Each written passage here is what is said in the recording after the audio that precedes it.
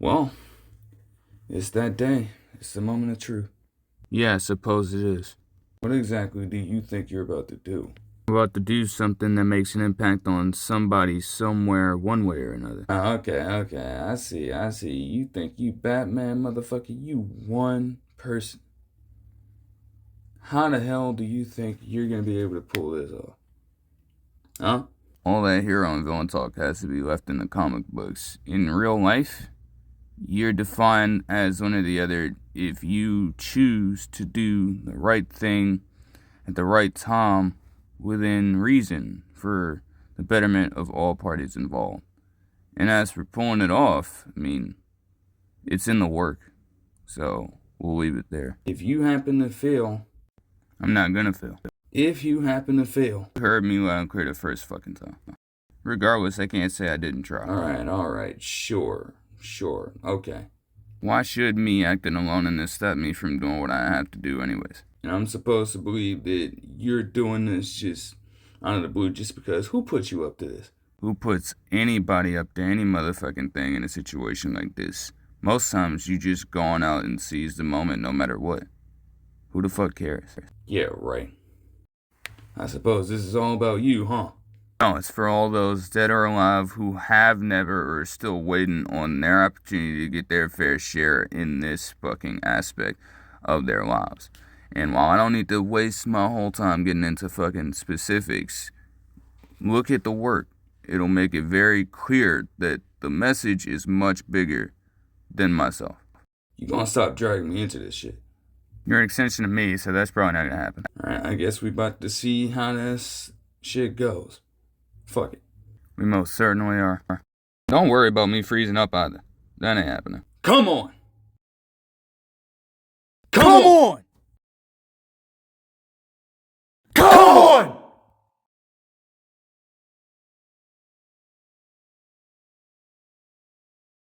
Envision a really good student in this climate. I'm talking through the roof. Straight A's, well respected by their school community, well respected by their peers, well appreciated by the many teachers that this person may have, participating in all the extracurricular activities, being a full presence in the community surrounding the school through different initiatives, different programs, different activities, different fundraisers, all over the place. Tremendous amount of promise in their future pursuits. And they move on from, I say, this could be a middle school student. They're trying their hardest to ascend to higher education in some form of high school, and they have their preferences set out for the ones that they want to attend. Now, they are told by an advisor or someone of that sort that this is a potential reach for them, and yet they still try to shoot for the stars anyways. They have a list of 5 options, and one by one, every single one of their preferences turn them down. It's like, okay, after the first one, you don't make much of it. You still have 4, you're still in high spirits, you're not losing too much sleep over it. Then 2, and then 3. Now you're down to your last preference, and you're starting to question a lot about yourself in that moment. Did I make a wrong turn at some point? I thought I've done everything well. Why is this happening to me right now? Then the 5th school in play just removes you from their list as well. And by that point, you're crushed. So you go on and you tell your parent about this, and you're just trying to ask them one essential question. Why don't any of these schools want me? Think about the parent in that situation. Can a parent of that sort really sit down and have that full conversation with their child?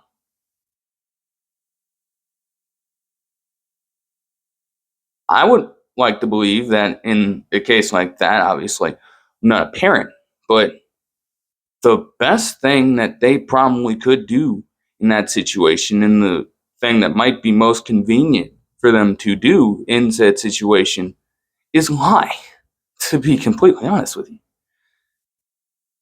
To have to sit down and have that talk with your child in that moment and have to go through every single intricacy behind the tendencies of these schools when it comes to trying to access higher education.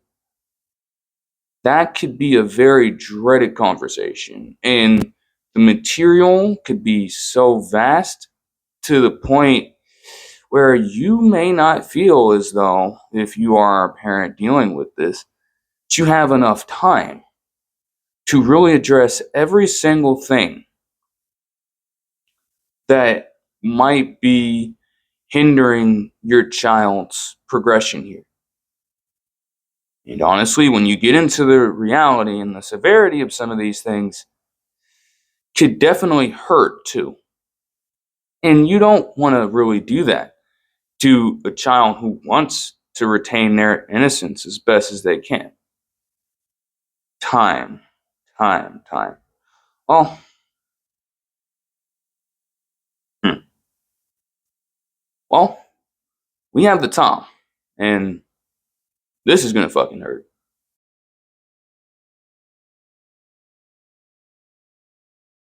It feels as though a lot of households out there do prioritize getting an education, and it does make sense for the most part because gaining an education in this current landscape can pay dividends for how the rest of your overall life may shape up depending on the career path you choose.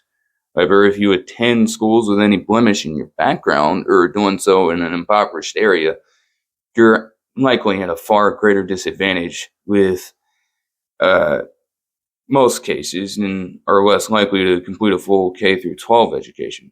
Now, why is that, you may ask? Well, the answer to that question is somewhat common across the country and yet is layered when looking at it on a statewide basis. There are policies today that are meant to distort the structure of the system and put a stop to positive momentum in this regard, while others have an inadvertent effect on people. No matter how you approach it, our people, especially our kids, are suffering as a result of these different laws. The very same students who could take over a great number of these important jobs in the next few decades aren't even getting the opportunities in and of themselves or the proper skills necessary to enter these with a competent understanding of the objective. It can keep their families in underwhelming conditions, and it can also impact how their areas as a whole succeed if their residents are not getting the adequate resources they need. It's clear at this point that changes need to be made, but we can't put this into motion without first addressing what the issues are and all the impacts that they all have. No specific area in the country might represent this more than Baltimore City and its school system. We're going to take a deep dive into everything happening in this school system, and when looking at Maryland as a whole, it's difficult to understand why things have gotten this far out of hand here. Now, the state of Maryland has been a largely effective one when it comes to their school system. Per Wallet Hub, the state of Maryland ranks fairly high in overall rankings, coming in as the ninth best state for public education. Although that can be a little subjective, the research saw the usage of a number of metrics from economic perspectives, test results, and measures on the quality of the curricula along with the collective safety of every institution. In the latter two measures, the state ranks 16th in quality and 4th in safety, putting them in the upper echelon of them all. Maryland has proven that they will go all in to ensure that education is a priority in their region, and it doesn't come with a full lack of attention on the part of the government. They have proven that they are willing to invest consistently, as the state of Maryland ranks 13th in per pupil spending for this year and ranks high when it comes to overall spending per the World Population Review. When looking at the overall budget for the state, one can see that the intention for a quality output is there. The reason why I state this is due to the annual results. At face value, the statewide test scores and subject proficiency rankings reveal that our kids are not mastering the skills that they will need not only in an institutional setting, but also in their overall lives as they enter the workforce and take on more responsibilities. According to the NAEP for 2024, Scores in both of these subjects made only 37% and 34% of these students proficient, respectively. While there are states with advantages in these metrics, the nation as a whole seems to be underperforming. No matter how you slice it, the children in these schools are not reaching the levels of success that others would envision for them. Even in events where they may not see themselves undergoing this path, the lack of a quality education can hurt them in so many other ways. While a parent can do everything in their power to set their child on the right path, these individuals must want it for themselves as well. The first step would logically be to look at the students themselves, because they are directly frequenting these schools and confronting a number of personal problems. When the problems in education have gotten so far out of hand, it is important to investigate at every level, including the people whose futures are very much on the line. I can't say students are oblivious to the impact that a quality education could have on not just them, but their families as well. It could be something that is consistently hammered in their head or just understood in an unspoken way. Even with that being said, they aren't impervious to all of the obstacles that can hinder their ability to focus solely on education, as well as lead a clean and quality life along the path of maturing into a young adult. The motivations to perform well academically could evaporate completely when a student finds themselves wrapped up in something they feel like they cannot escape on the outside. In turn, all of their potential on the inside tends to be affected because of the combination of these effects and the developmental changes that might come with being a teen. When teachers come in contact with students who conduct themselves with all of this happening, they've noted that it all ties into what you don't see from a student when they enter a classroom. In late 2023, members of the Pew Research Center would send out a survey to K-12 public school teachers around the country to conduct a study. One aspect of it focused on the problems they believed these students were facing at the time. The results of the entire study would be published last year in the form of an article, and although the sample size is small, it paints a picture of how underlying circumstances tend to affect the aptitude of the students. The results would allude to the notion that these teachers were far from content with the behavior of the students and their proficiency in lessons. Overall, the study found that teachers believed that there was a disconnect in forms of punishment at their schools in response to violations, and that the pandemic certainly had an impact on those attending these institutions. When it came to the specific problems affecting these students, the top three were poverty from 53% of teachers, chronic absenteeism from 49%, and anxiety or depression at 48% per the study. To go further, the latter two problems and others mentioned across the charts are not just dictated by school level, but also by socioeconomic standards. As the article from Win and Other states, quote, majorities of teachers in high and medium poverty schools say chronic absenteeism is a major problem where they teach. Bullying, school fights, and gangs are viewed as problems by larger shares of teachers in high poverty schools than in medium and low poverty schools. End quote. Having a poor background overall might expose these students to other walks of life that take away the attention and the drive needed to sustain a career in schooling. If some of these alternatives would entail, you don't just walk away or turn from these lifestyles. Whether it be due to a lack of carefulness or a limited recognizance of life outside of these alternatives, there are predetermined outcomes for these individuals upon entry. Or as we would say, you're either going to end up in jail or you're going to end up dead on the street. And there is no in between. Unfortunate as those cases might be, they're not the only ones that can derail student success and lives completely. Sometimes what can hurt a person the most in this case is what they aren't expecting. One could feel as though they're living their best lives from a physical standpoint. However, if they go unchecked, emotional and mental issues can start to take form and disrupt key stages of development in these children. What makes this even more interesting is that these conditions start to develop right around this age group. According to an article from Austin Davis, he states, quote, according to the World Health Organization, most mental health disorders begin to emerge around the age of 14. Teens are more vulnerable to the risk of developing mental health problems due to several factors, such as developmental changes in the brain, fluctuations in hormones, environmental influences, and social pressures. End quote. Signs might be hard to scope from the outside looking in and are largely unknown even if you investigate heavily. The presumptive innocence of children creates a situation where they can bear witness to some of the most awful things a child could go through. and expecting them to talk out their problems would be difficult because they themselves may not explicitly know that they are dealing with something. And even if they do, those around them could be triggers in some capacity. As the study from the PRC mentioned, peers, the surrounding environment, and internal confrontations can have an influence on these conditions. However, the after effects of potentially abusive situations from those known to a student can't be discounted. As an article from Teachers Institute states, quote, unfortunately, some students experience physical, sexual, or emotional abuse at home or in other environments. These experiences can have long-lasting effects on their emotional regulation and behavior.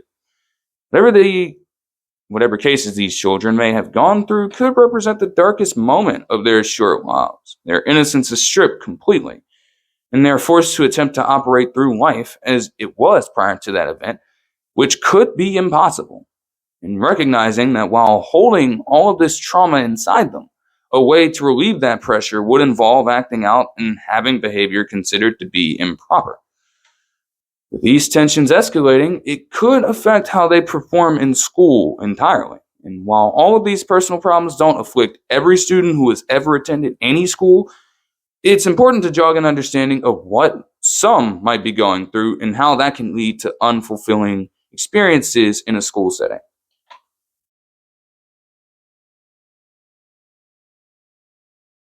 All right, we've established that the state of Maryland has done relatively well with its education.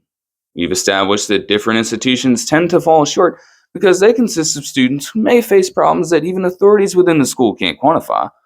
However, all of this merely places the main question to the wayside. Why is Baltimore City struggling? If the state seems to be doing relatively well, and honestly is when you look at the numbers, why is it that the city school system has been struggling, to say the least? The district has seen an increase in population while maintaining a relatively underwhelming percentage of proficiency and results. The Baltimore City Public Schools website allows you to look at a breakdown of relevant data to their school district. Upon looking at it, they have seen a student increase of 1,030 this year, while overall attendance has also gone up 1 percentage point. Student population is still made up of mostly black students at 70%, and the graduation rate still sits at 71% per the report. However, they have seen a decrease in the percentage of students who have enrolled in college. While the state assessment results have barely improved, most of the grade levels taken the subjects in question have seen anywhere from just a 1 to 4% increase in proficiency, while sixth graders have remained at just a 6% rate of proficiency in math. So while there has been some momentum, the system is still rife with a total lack of results or poor ones. Even if we try to say that these students should be doing better on the exams, the reality is that these problems would still be persistent. After all, the student can only control what is directly in front of them. Who then should be deemed culpable for these underwhelming results and unfavorable plays? The answer is an extremely complicated one. It would be wise to look at the Department of Education and other governing bodies that oversee these underperforming areas. Although that could be a different story for a different fucking day. It's not been all negative for these authorities in place, as there have been good policies that were incorporated over the years, but for a good number of people, they are left at an extreme disadvantage with regulations that just make less sense with time.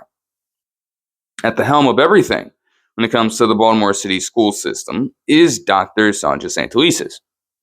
Negative developments within the school system are promptly brought up in a litany of headlines on a daily basis by local news outlets. And from the outside looking in, as the face of the school system, people would be looking to her and questioning what exactly is going on. She has now been holding this position for the last 9 years or so at the time of this recording. So I do believe that some criticism and blame is warranted to be placed on her. With how glaring some of these issues have been, it would be imperative to handle them as swiftly and efficiently as possible. In some cases, we only see 50% of effort committed to the problem, and in other cases, they are just allowed to rage on and become even more unstoppable forces down the line. As we have started to understand through our leadership program, part of being a good one is being able to diagnose these problems and finding logical and ethical strategies en route to a potential solution. This methodology can look different depending on your approach to leading. It could require that collaborative effort with other experienced and knowledgeable individuals, or it could require a solo effort, taking on the burden of others and creating scenarios to rally your unit together in order to rise above and reach a successful point in your mission. Now, given those tidbits from our program and how these issues have persisted over the years, I must offer a defense for Dr. Santelices, even if I am not a fan of how she has handled things over the years. The system is a vast organization of intricate webs, full of them, to weave through when looking at this on a deeper scale. It goes far beyond just bad testing and low proficiency in reading, writing, and math. It goes much deeper than the subjective idea of being smart compared to being quote unquote stupid, and it goes much deeper than her. For every deserved negative news report that comes out relating to the school system in Baltimore, there is another layer to the problem being unraveled. Santelices is the standing CEO, so it is her responsibility to get the right policies in place and ensure that these schools are upholding regulations to some extent. She does not have full control of the system given how it is structured, though. The full weight of these issues comes as a result of people on every level failing to do the right thing and holding their counterparts and themselves accountable. After all, with how the structure of the BCPS is set up, even she must answer to somebody. Our website also has a section dedicated to giving the viewer insight into their setup. The Board of School Commissioners are where Santelices would be looking to in an upwards trajectory. After all, they are the 12 members who collectively handle audits, enact plans for the district and its schools, and control the hiring of employees, including Santelices. The Chief of Staff would serve Santelices in this system, um, serving as an assistant to strategic planning along with the board. The office consists of the person holding the aforementioned title and 6 other individuals. Once you get past this point, there are 10 other divisions that work collaboratively either alongside or under each other. And for the sake of flow, I would give a little more insight into just a single division, but overall, these handle direct contact with schools, community outreach, legal aid and advice, the financial structure of the district, and other operations in these areas. That is all before we begin to talk about what the Division of Academics looks like. This office focuses solely on the implementation of instruction for the students attending these schools. And their mission reads, quote, "The Academics Office develops and coordinates resources to ensure students receive rigorous, engaging instruction tailored to their individual needs and prepare them for success throughout the grades and after high school instruction." End quote. The intent is clear from the person who currently serves as the head of the overall division, the chief academic officer. In this section, she has 7 other people that work for or report directly to her. Like some of these divisions in the BCPS, they all have subdivisions that deal with more intricate aspects of their field. For this one, they have secondary success and innovation, special education, teaching and learning, and early learning. Within them, multiple people are reporting to each other and then sending that information along to the main office. They all have at least one person handling the core responsibility, and 3 have others serving either alongside or under them. The organizational structure is truly like a spiderweb, and in detailing that, I can't give Santelices all of the blame. It's hard for an individual to track all of these different issues in all of these areas around the city at one time, so instead, they've elected 157 people to these respective positions to shore up that process. And that's not counting vacant or unlisted positions, meaning that this number could be even higher. So when you have poor performance of one school, we will naturally look at the head of the snake, but the understudies in the very same system that work under the CEO and even represent her in some cases probably bear a lot more of the responsibility when talking about the scale of these problems. Schools in question that also operate under the aid of the district should be held accountable because it has become clearer on a daily basis that multiple things are being lost in translation. A true leader delegates tasks to multiple people at one time, but these aren't met consistently due to a lack of resources in some cases and integrity in others. When all of these individual pieces in the system become faulty and untrustworthy, it exacerbates the problem, which is exactly what's happened. It's important to know that these kids suffering from the after effects of these problems are our future. There are doctors, lawyers, scientists, engineers, and other professions of their choosing. It is on all of us to help them realize their dreams in ways that work to their benefit. And every adult who has so much as sniffed the conference room in their working career should bear the blame. However, I have to take it another step further. I just mentioned that these children have the potential to do great things in the long term if we can all utilize our own skills to their advantage right now. Also, I did start this entire thing off by centering the focus on Santa Lisa's and the great number of individuals that essentially work under her. The reality is that there are people who have served as CEO long before her, and there are people who held positions of power in decades past before some of these current individuals were even born. In the same way, there will be other bodies that fill these other supporting roles in the CEO position. At some point last year, Santa Lisa has bound herself to a 1 year contract, meaning that her time as the CEO of the BCPS is coming to an end sooner rather than later. Her potential successor will have to bear as much responsibility as possible in order to reach the goals they have set out for their tenure. On a larger scale, the state government has also undergone change consistently, which is par for the course. Whether it be on a larger scale or strategically kept under wraps, there have been actions taken by all of these individuals in the past through law and other means that still have reverberating effects throughout entire communities in the entire system to this day. Although there has been a major shift in acceptability of diverse cultures in schooling, policies possessed and still do have a strong tie with racial and socioeconomic standing amongst individuals in their respective groups. The truth hurts, and the breakdown of attendance by these metrics speaks for itself. So, like I stated, it is a complex answer, and even this brief introduction to everything does not do it justice without a true deep dive. We have to start off at the root, though. So, how exactly did we get here?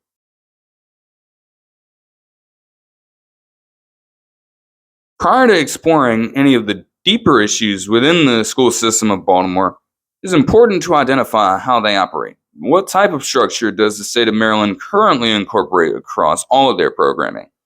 This time, we are one of many states in the country that utilizes what is known as universal pre-K. In standard cases, a family will keep their child at home in the early developmental stages of their childhood before sending them off on the traditional path of schooling. Progression from standard kindergarten through 12th grade is something that a good number of families will undergo with their child or children in most places.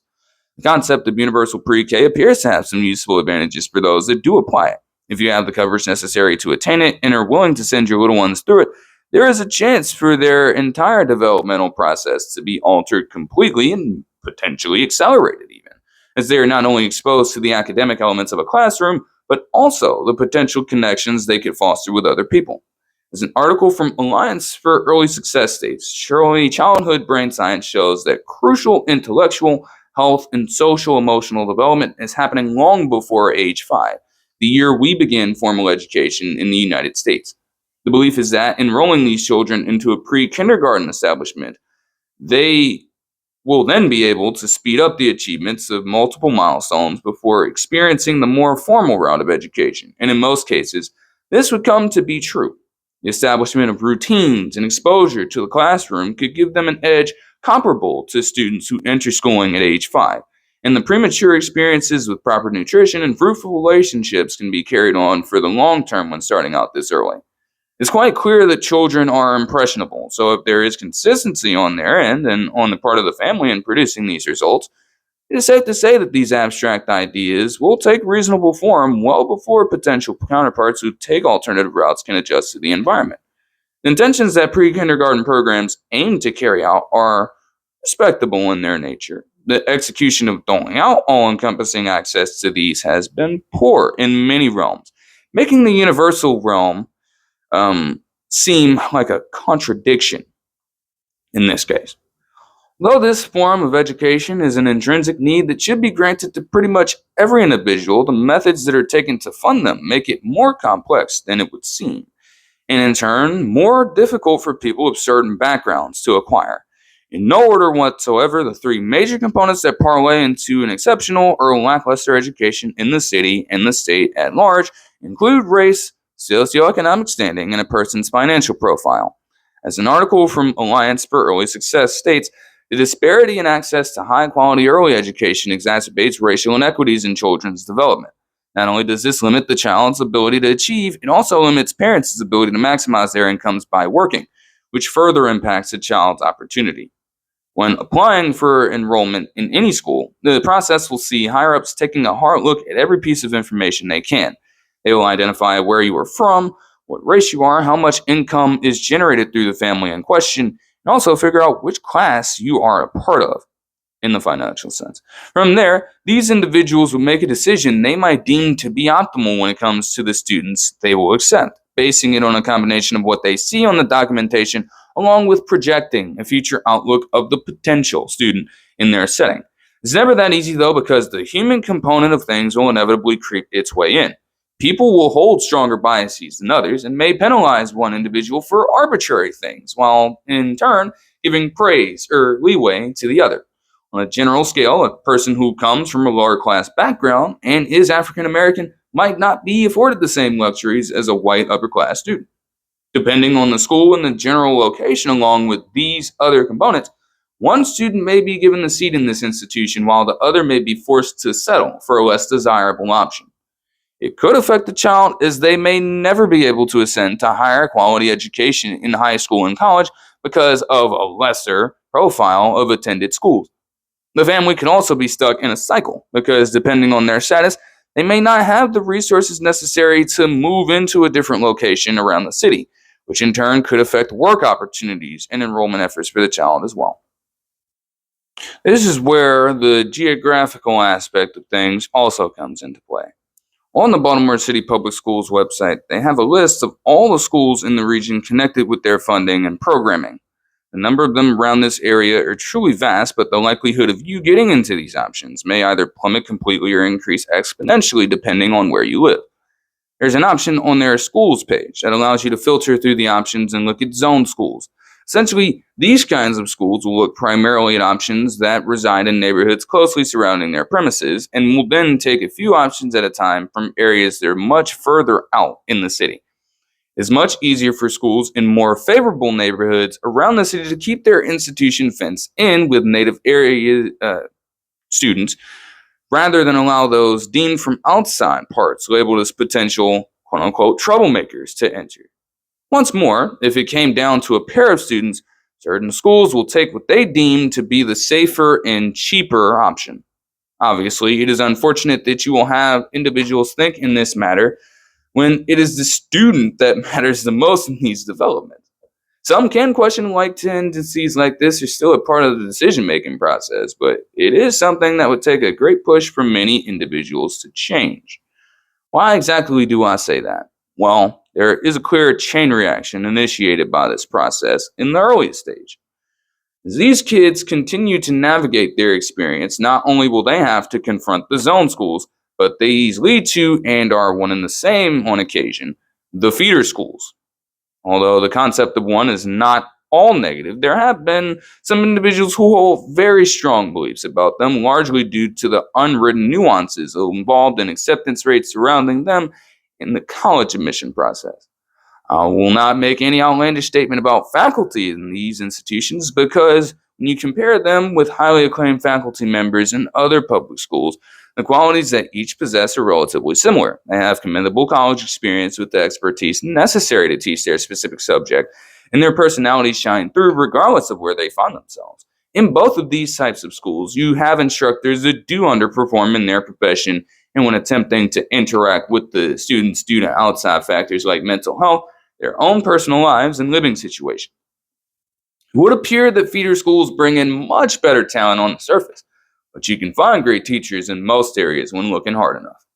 The suspicions about the path taken to enrollment from most of these schools are not unprompted, though.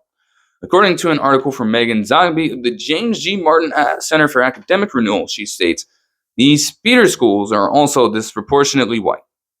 Whether it be through other initiatives or personal means, a good number of feeder schools have this distinction about them. That does not mean that students of the minority are completely devoid of the opportunity to enroll in one of these institutions, but it does make the process harder depending on their background, as I stated earlier. Even when they get in these kinds of schools, these kids may face direct and indirect social pressure from their peers to conform rather than stand out as their true selves. To add yet another layer to it, assuming that rule still may not work to that person's benefit because of resources that they might not have in comparison to the next person. As an article from Nellie Brennan Hall of Top Tier Admissions states, these wealthy families tend to send their children to public magnet schools or independent schools. Traditionally, these students would receive preference in their admissions due to their parents' support of the college or university. Because many of these feeder schools have many students who fall in this category, once again, their matriculation outcomes may be skewed. This quote is descriptive of what has been known as the legacy component of the admissions process.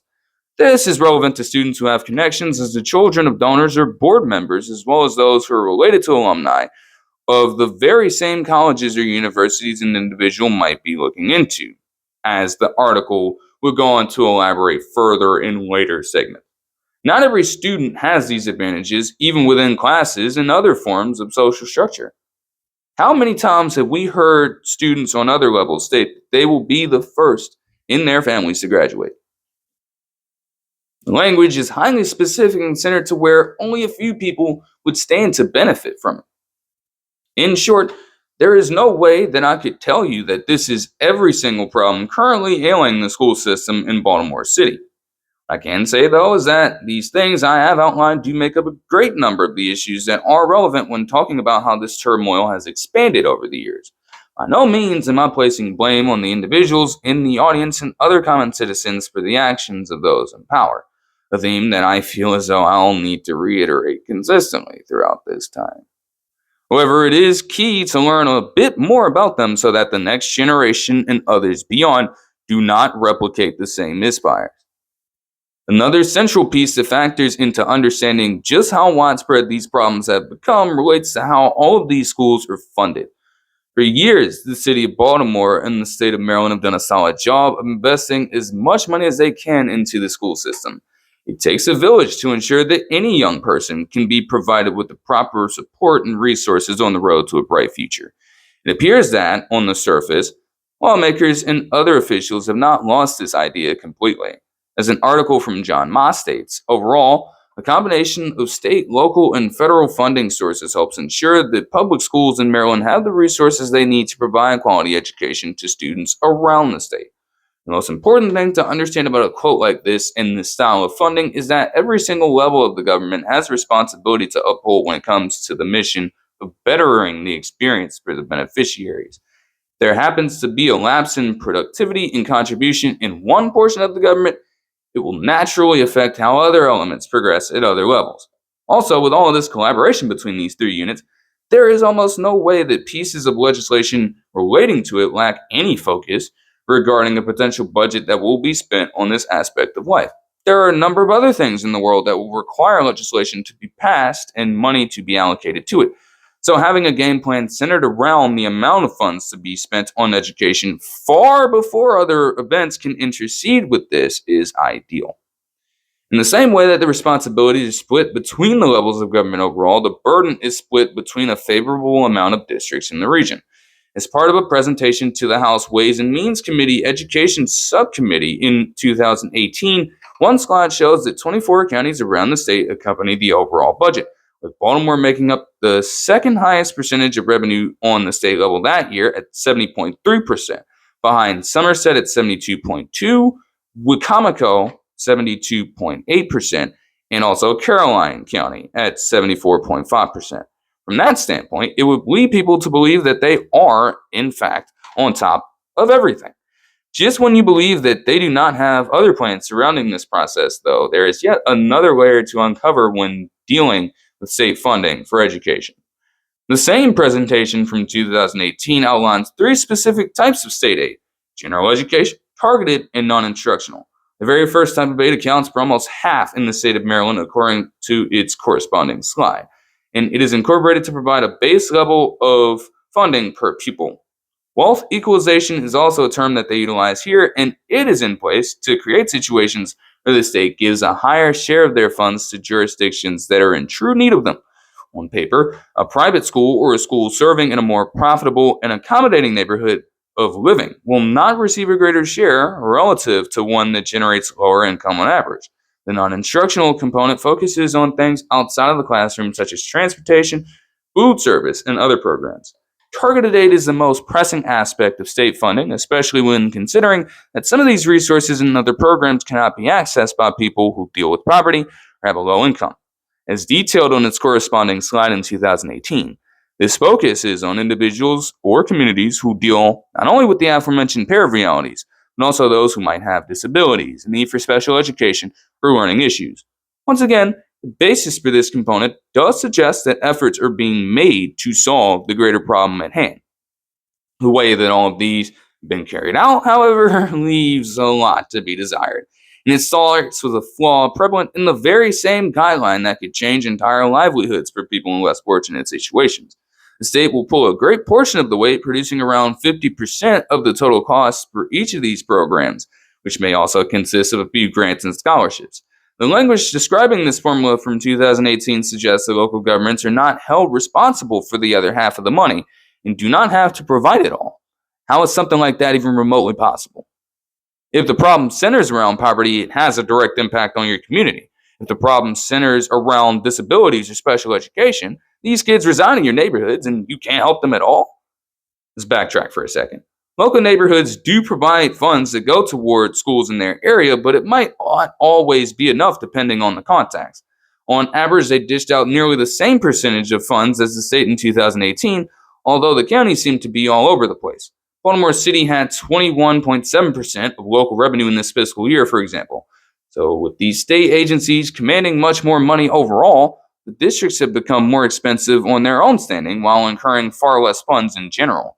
The effort is present, but the means of which are required to supplement some of these programs or students are not in full effect all of the time.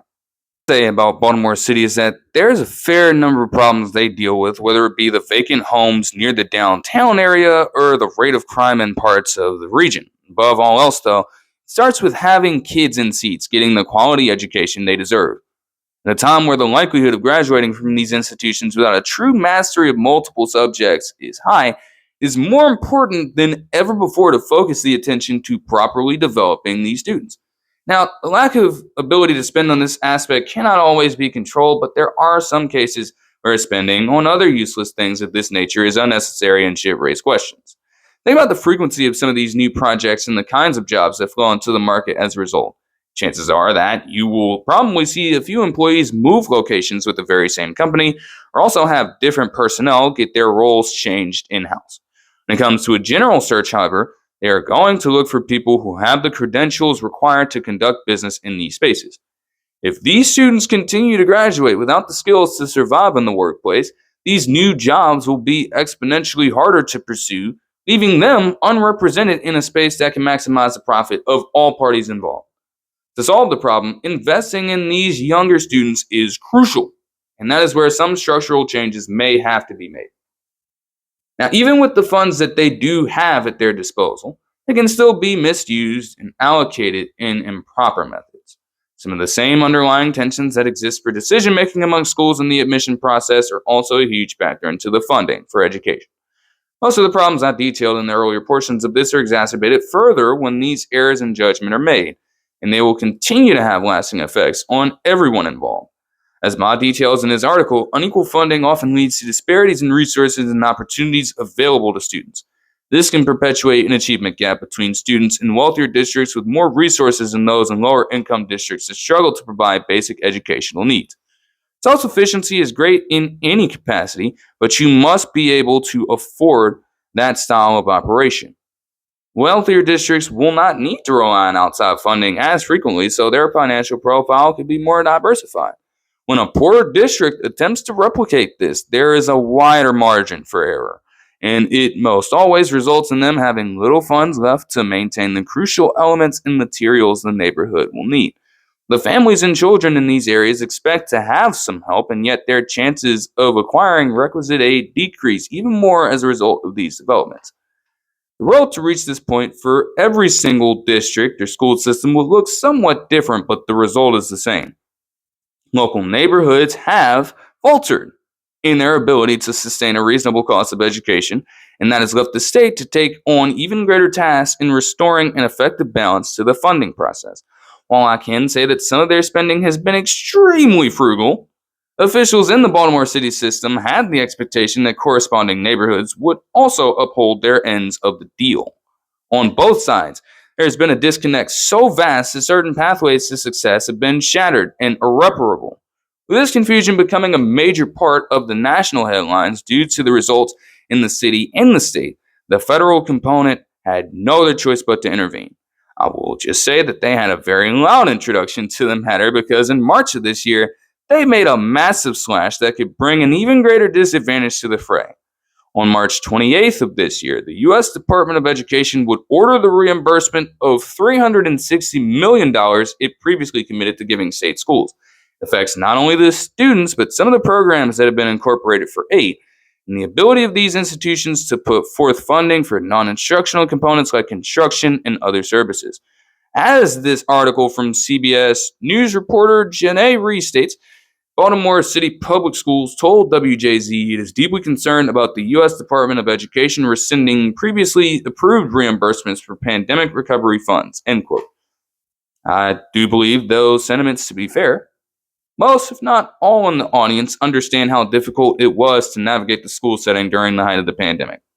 And even in the years that have followed, while some aspects of society are back to normal, there are others that have not regained the same kind of operations they had prior to COVID. There are students who still have their experiences being hindered from their own notions of attending school with other people in a society that clamored for distance and was forced to be in isolation for so long. The move certainly has a drastic effect on the individuals that receive funding for this, and it is not a good sight to see those in need go through that kind of suffering once more. However, this ties back into what the entire theme is centered around. Leaders in these institutions had years, both before and after the pandemic, to get these issues straightened out and yield much better results. Neither of these things have happened, with the production seemingly being worse. For a variety of reasons, they could not have an effective collaboration, so the third party had to step in. Leadership also requires trust in each other, and that has been lost to an extent, as the community now continues to look at their officials with more doubt than faith. There are many trials and tribulations that a leader will face, but if the supporters do not believe in you or in the mission, you've lost them. If you want to look further into the budget, you can look at it online in the database that will be cited later on and with the other works. However, rather than talk about a litany of individual things relating to all that goes into the overall budget, I do want to address one development that had been reflected over the past few years. Because I spent some time looking through the database myself, and as I was originally looking through it, I saw a very interesting situation that took place in fiscal year 2022. When I viewed the chart, I noted that the amount jumped from $270 million in fiscal year 2021 to an astounding $11.9 billion. Right? As soon as I laid my eyes on that, I couldn't help but ask myself, how could something like that happen? It's just such an astronomical number that you rarely see. So definitely took me by surprise. Well, for starters, you have to address the effect that the COVID pandemic had on this trend. I'm not going to spend time regurgitating or rehashing every moment that transpired during the time the country as a whole, or for all of the individual lives in this audience that had to live that experience out in real time. But what I will say is that the spread of this virus would shift the notion of the standard daily routine for school attendees everywhere, including this state and the city. At the height of it, safety was made out to be the top priority on all sides.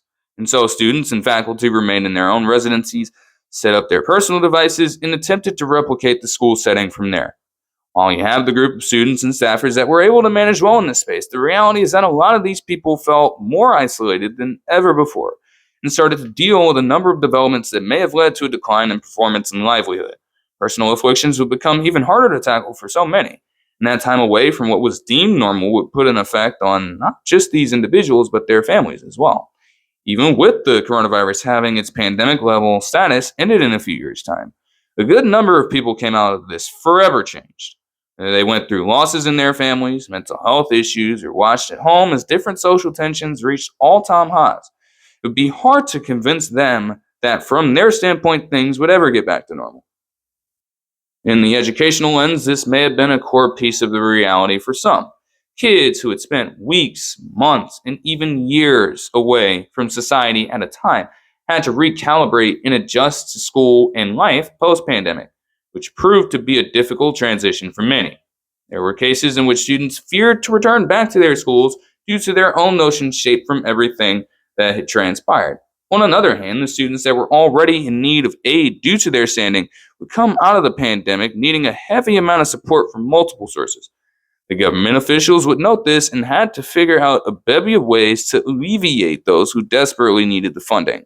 The more well known display of this in our setting would be the multiple stimulus packages sent out during the pandemic by the federal government. A similar boost or series of them would be pumped into the state on the part of the federal government and would come in the form of expenditures from coronavirus relief efforts and supplemental acts. Along with these expenditures came other forms of special aid to assist the students attending these schools at the time. Innovative programs were a series of initiatives created to assist students, although for most of the time in the state, it was placed on a smaller scale with smaller funding. The purpose of the program shifted as the pandemic took center stage, and it is all due to the decline that students face in learning proficiency that I previously alluded to. At that time, according to an article from Forbes by Jim Callett, in the state's urban areas, the numbers are especially troubling. Recent testing in Baltimore City showed that only 8.7% of fifth graders are proficient in science, a slight improvement over 2018 results. The subject combines elements of both math and reading, which were also on a decline during the entirety of the pandemic. The display of performance from the students, combined with the amount of existential factors that these individuals encountered, forced the need to act in a fast and effective manner to attack the issues at hand.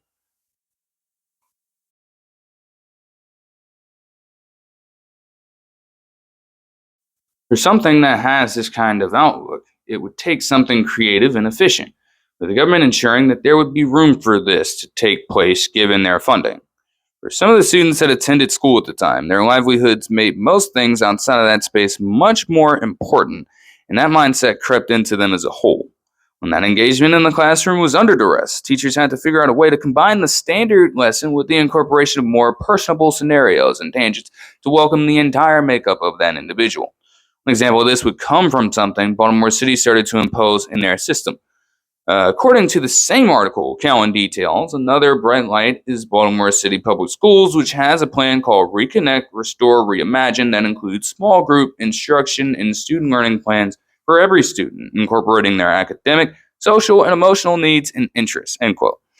When looking back at it, this makes perfect sense. Sure, there was a general direction that respective classrooms had to take when looking at the requirements for school-wide testing days and situations.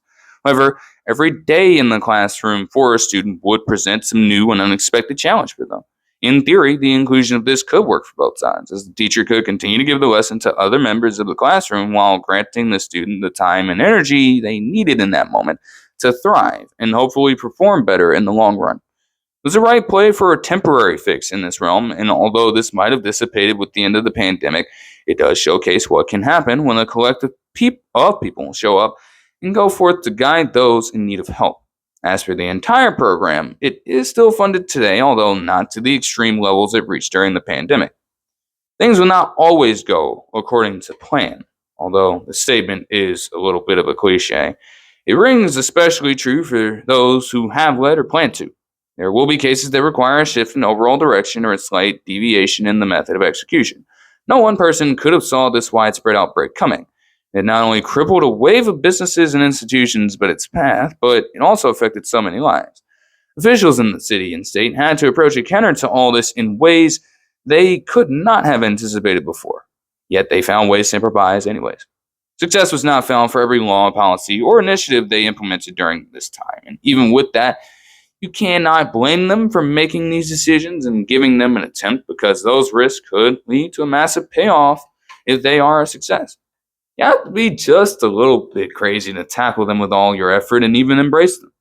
And again, when looking at it from that perspective, you have to question their long term efforts or lack thereof to truly combat the problems that hinder education. In the short term, there have been slight improvements to results across different metrics, but levels are still nowhere near where they once were decades ago. While the very issues ailing this element of society right now do not seem to be going anywhere for quite some time, and yet the best response that can be mustered up comes in the form of one unfulfilling shortcut after another. I cannot assume that the government is truly content with the way things are in this current moment, but the consistent failure to come up with effective solutions for a greater range of time continues to hurt the people they serve. Testing in the city and the state has been a subject of scrutiny for years, even decades now. Temporary fixes only provide minimal stability, and when it comes to the issues surrounding these measures of literacy and academic achievement, the lack of full confrontation has kept them in virtually the same condition, nowhere near a reasonable level of proficiency. When looking at the testing results in Baltimore City and the state of Maryland from last year, they paint this picture perfectly. CBS News article from Lockman and Baylor provides a look into the scores and what they mean for the outlook of the students, and I would just say that it looks incredibly bleak. In subjects like math and reading, there was an ever so slight increase in the overall scores when comparing the recent results to those during the height of the pandemic, and yet they appear to be much lower than even a few decades ago. To look specifically at the math scores, as they state in the article, in 2024, the average math score of 209 for fourth graders in the Baltimore City schools was higher than the average of 201 in 2022. The group had the third largest growth in math among other districts in large cities, the report showed. The 2024 average was lower than the average score of 222 in 2009. End quote.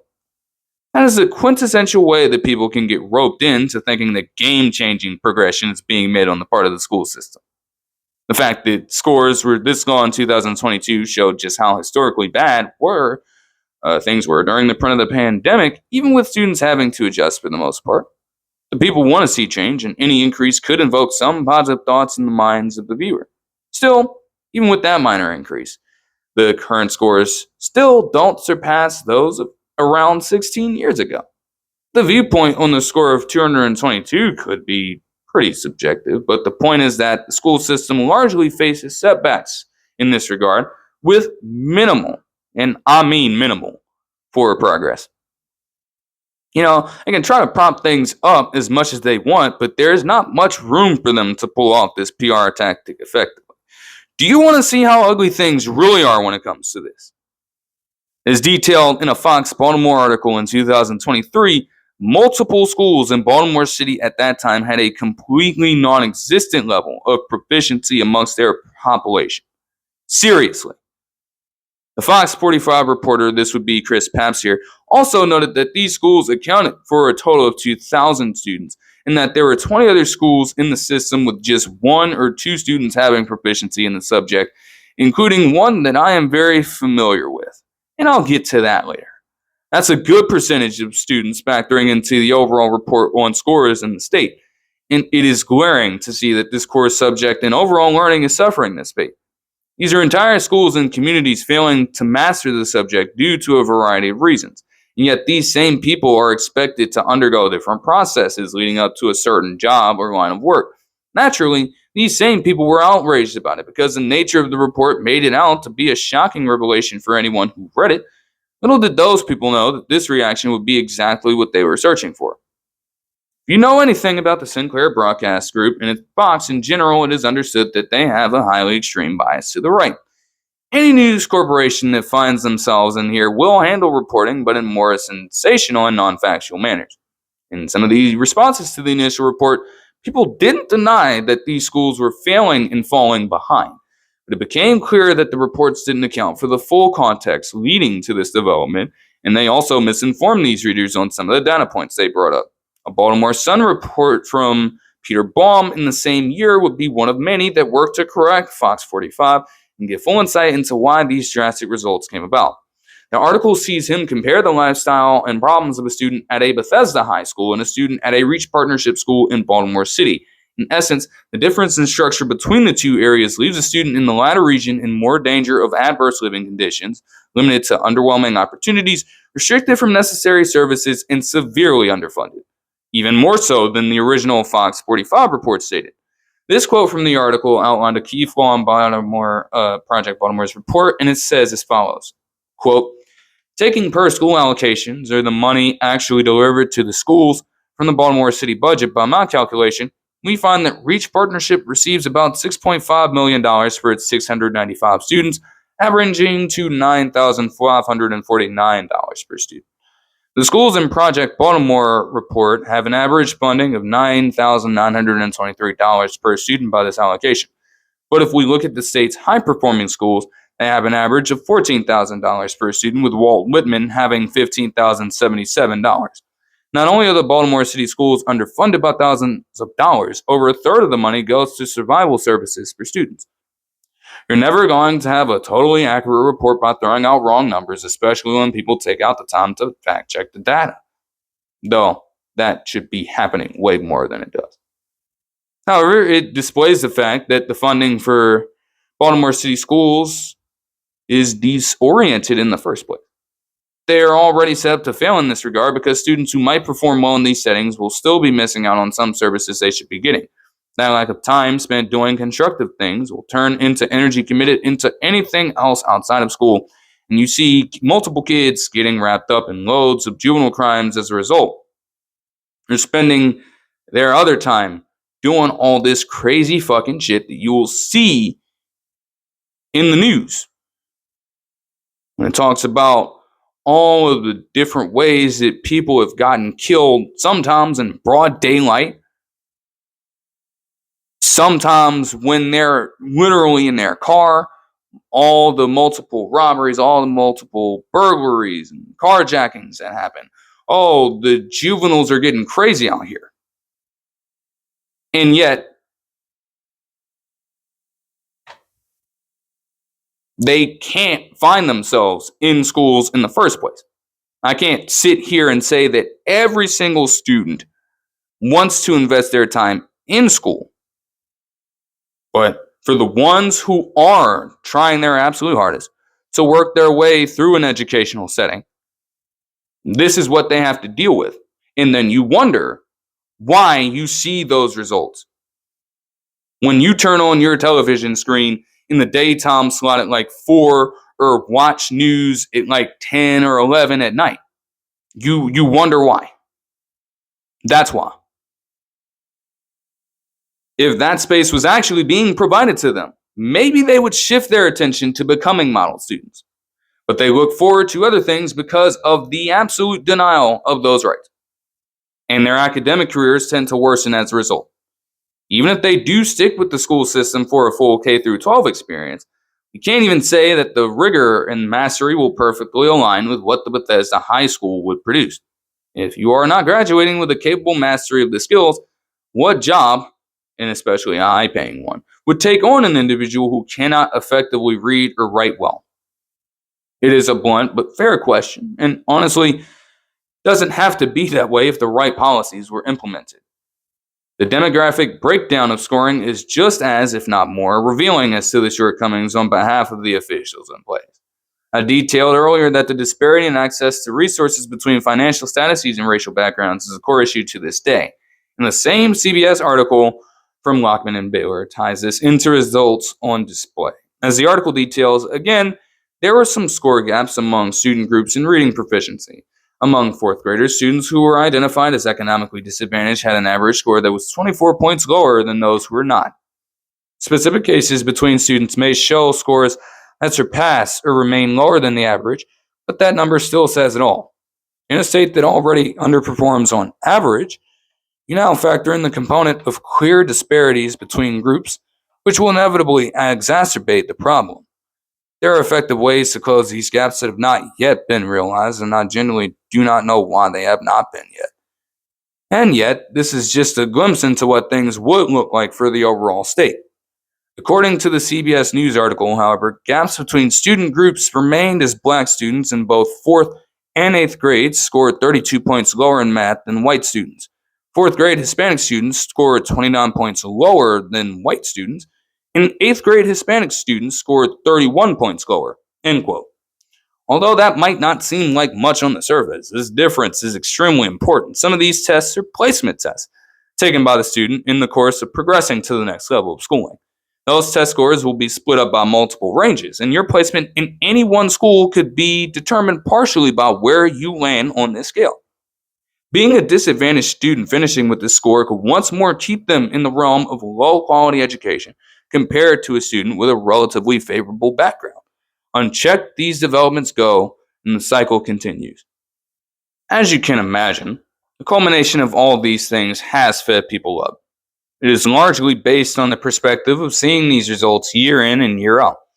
A fair amount of these people would like to see their children succeed in these school atmospheres, and it pains them to continue seeing things trend in the wrong direction. On the other hand, some of these very same people are paying taxes out of their own pocket to the state at large, and sometimes for the most trivial things imaginable. According to tax rates, the standing percentage of income tax for the last year in the city was 3.05% for residents living in Baltimore and 1.25% for non residents working in Baltimore.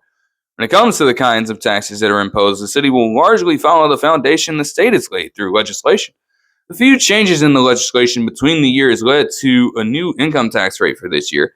In an article from Schlenker from this year, it states currently the maximum marginal individual state income tax rate is 5.75%. End quote. In tandem with this new layer of legislation, the minimum for all individuals would be around 2%. That increase could shift how a person would fill out their profile or statement, and that is just coming from talking about one tax. There are a great number of others that the state has incorporated to their system, and the city will subsequently impose them. According to a 2025 article from Fox 45, the state currently imposes numerous taxes, including income, property, sales, business, gas, cigarette, alcohol, vaping, cannabis, and sports gaming taxes. Right. Maryland is also the only state with a digital advertising tax in both an estate and an inheritance tax. End quote. There are a lot of different types introduced there, and there are a litany of others, even some recent ones, that aren't detailed in that quote. Every year, people are told they must pay their taxes or deal with entities like the IRS.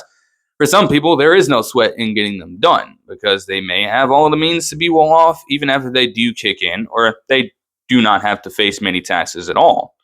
When we consider those who are disadvantaged financially, however, it can be a struggle to get them done in the first place. And even when they are completed, in some cases, it leaves them with very little to continue providing for themselves and their families, regardless of any potential assistance. All of that sacrifice to get this task done and avoid unwanted intervention, and for what? From their perspective, it is unacceptable, and these authorities need to be held responsible. In the article from PAPS in 2023, it states, "We're not living up to our potential," said Giovanni Patterson, a Baltimore resident who made headlines in January 2022 when he filed a lawsuit against Baltimore City schools. The suit claims the district is failing to educate students and in the process misusing taxpayer funds. End quote. This tied back into the idea of transparency because while it appeared on the surface that the money was going to the proper places, it still felt as though something was up, especially if nothing had seen a highly marginal increase or decrease depending on the metric. And can you truly blame the suspicions that these people held? And after all, it was their money being utilized, especially in cases where they might have needed every bit of it. Other reports from news publications would confirm the original report that a case was levied against the school system by this Baltimore resident. In November of 2024, according to a report from M.A.R. 2, Patterson and BCPS would officially settle this case. BCPS would opt into funding for an aspect of the case they dissented on their end for at least the next 3 years. As the article from Dickstein states, while strongly denying the allegations, the school system agreed to fund randomized audits over a 3-year period, specifically focusing on student grade changes. Under the agreement, 3 schools will be inspected each year with a maximum 300 grades up for review. This may serve as a resolution, but the system would still need to execute it properly if they're setting these parameters. The only way any grade should be up for consideration is if a student finds themselves on the fringe of acquiring a higher letter grade. Using it in any other context will spark up another issue that a resident will not be hesitant to speak about. And again, just think about this. So you're passing these students along with propped up grades that probably come nowhere near how they're actually performing. And you know that they're not getting the skills that they need. Are we fucking serious right now? How is that supposed to benefit anybody? Just literally passing them along, telling them they're not your fucking problem anymore. And then they go on to do whatever else while having relatively little success compared to their peers. Makes absolutely no damn sense. Now, you don't expect the BCPSS to be perfect, but they need to show that they are making genuine strides instead of suffering the same setbacks. I'm sure y'all know the adage, the more things change, the more they say the same. It seems like that truly applies here. Some time has certainly passed since that initial Fox 45 report in 2023 detailing this horrible trend in the city schools. And one would think that in between that time, moves would be made all across the board, especially at all 23 of the schools, to right the course and make sure that these students perform much better. After all, this goes way deeper than the test results themselves. Could these schools in question really bear the weight of having a reputation in the city or the state as one that consistently underperforms or fails to chart at all? One can only imagine the damage that would do to those on the outside looking in who might want to or have no other choice but to send their children to these institutions. Sure, investing money into the problem is a nice gesture, but it hasn't really accomplished all that much. Now, more than 2 years since that report, we are in a similar situation that focuses on that number 23. Because as I was preparing to make this, I did see something within my feed that said that yet again, 23 schools, this time statewide, have no student in their population with a proficiency in math. But we'll touch on that in a second. The MCAP recently released their report for this year, and not to sound like a broken record, but glaring issues remain, even in the faintest of sites that might exude marginal hope. Per the report, we yet again have this number of schools that don't have a single proficient student in the subject. As the quote states, Project Baltimore analyzed the results and found statewide 23 schools did not have one student who tested proficient in math. There are another 15 schools where just one student tested proficient in math, and 8 more schools had 2 students test proficient in math. End quote. Now, as I went through that whole diatribe just a few minutes back, there were obvious questions and discrepancies with the last report of this kind for Fox 45. So I took a look through some of the MCAP charts myself. And they do paint a similar picture, as there are so many asterisks in the overall chart of all the schools because of the few students that are proficient in a given subject. When it comes to math, 15 Baltimore City schools are in fact devoid of a proficient student, to the point where 4 schools do still overlap with the original report more than 2 whole years later. And they are as follows: Baltimore International Academy West, City Neighbors Hampton School, City Neighbors Charter School, and Joseph C. Briscoe. All right. And the charts also showcase that there are more schools in this boat outside of this district than the original report lets on. It's not all bad for the state or city, as the charts do indicate that the past few years have seen slight improvement in math proficiency to 13% for Baltimore City in this year, and the state as a whole has seen an increase aside from Somerset County. These charts specifically came in tandem with an article from the Baltimore Sun, so that will also be linked in the site it works. Couldn't really figure out how to work that in here. With the seemingly lackluster results you have here, though,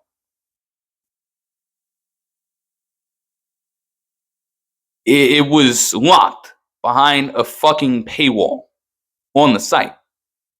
And I had to unwillingly agree to a damn 6-month trial for a single dollar, even if that seems inconsequential, just to access the fucking article that had these charts. No wonder they want to play that game.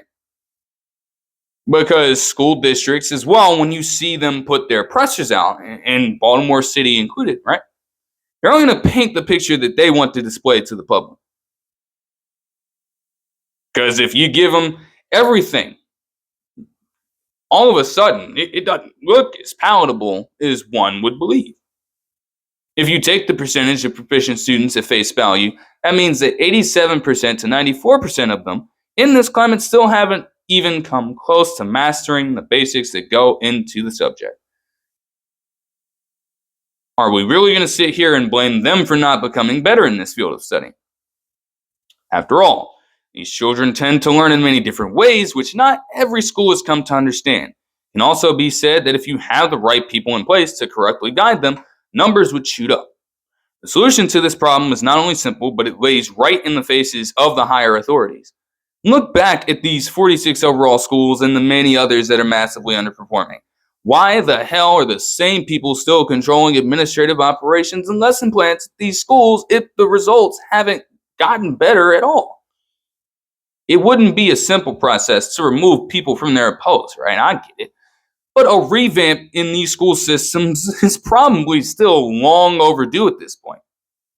And rather than confronting these problems directly to make real changes in how these schools conduct themselves and placing value in personable connections and impactful learning exchanges between teachers and their students, they throw money at the problem.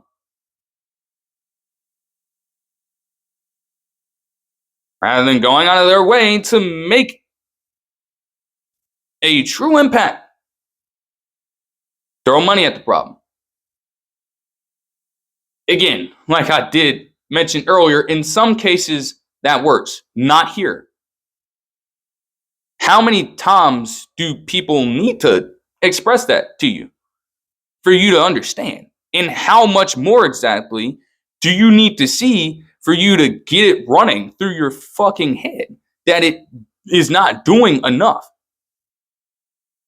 Because there's nothing genuine that comes with that. And all you're doing there is essentially just saying, yeah, we're just trying to handle this as quickly as possible. Yet, every single sort of doctrine that you put in place at this point had taken years and have been in place for years, decades, centuries to this point. But you're just trying to settle for a quick fix. And then we have people in a book that I will be citing later on throughout this, right? Kind of opens up and kind of details how different public officials have just said some of the craziest stuff about Baltimore City as a whole. And granted, it is not all glitz and glamour. Some of it I do understand, but they are legitimately ragging on pretty much everything that goes on, making some of the craziest insults you would hear out of people who run the entire thing. And just being absolutely disrespectful to every single person that resides here. Every single one. Right? So here's my thing.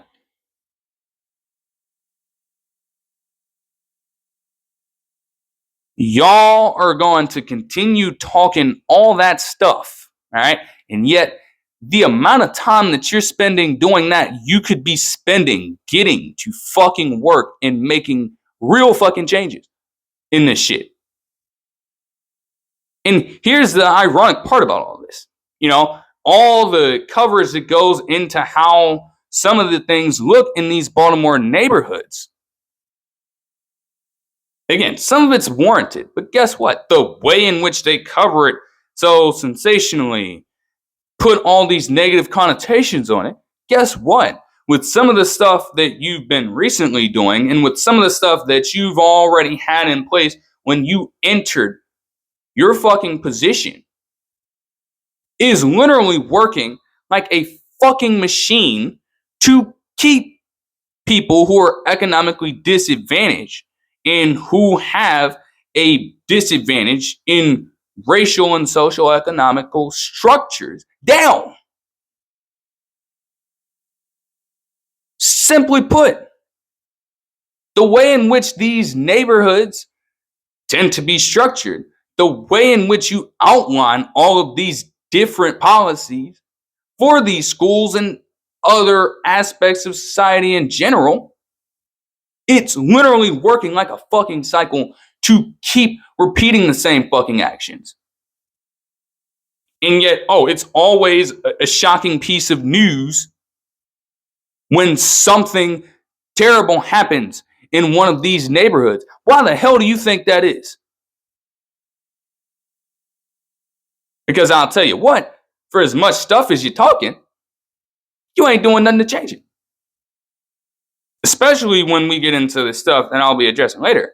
A lot of the older structures that were in place that play a huge factor as to why education is the way that it is now for a lot of these kids. All right? You ain't doing a damn thing to change it. In fact, I could argue that a lot of different people behind the scenes might feel a bit of content with this, yet want to feign disgust to the masses. You would prefer this over an alternative because it's clear that you're scared of something. What the fuck are you afraid of then? If you're that intent on keeping things exactly as they are and not doing anything, not doing enough to make a genuine fucking change. Like, think about this. The budget is obviously out there, but they did mention that there was an increase of $2 billion toward education in the city. So we're talking about something that literally doesn't make any sense. $14 billion still hasn't moved the needle an inch. If that many fucking schools and that many fucking kids are still not thriving in their positions. And people in every level just seem to be settling for this condition when it comes to the education of these children. Those disjointed intents are just the epitome of what the Baltimore City school system has become. A mess. An absolute mess. And that very same thing might be going on all across the country right now. Because you're not doing enough to change it. Yet again, you want to express surprise and outrage at what is going on. You really couldn't give two fucks.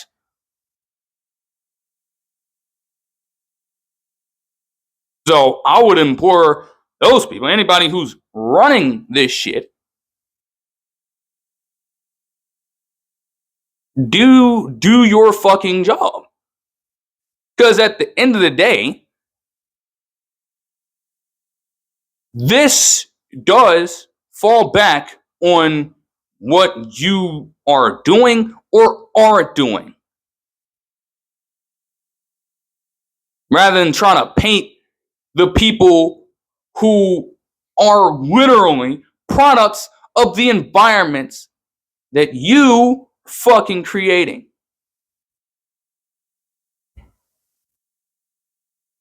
Shit makes no damn sense.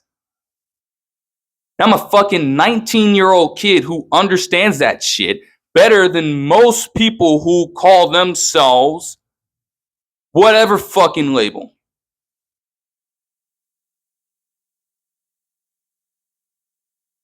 Absolute fucking bullshit. And it gets worse than that. Because the state has now executed a completely risky move for the sole purpose of gaining as much revenue to use as possible. So again, just trying to throw more money at the problem. Can help in some cases, but that is not what really needs to be happening here. And it's putting a lot of different people at risk as well. Now, according to an article from Gary Collins, he states, quote, a diverse group of lawmakers is urging state lawmakers and the governor to reconsider a historic $1.6 billion increase in taxes and fees ahead of an anticipated budget vote in the final days of the 2025 legislative session.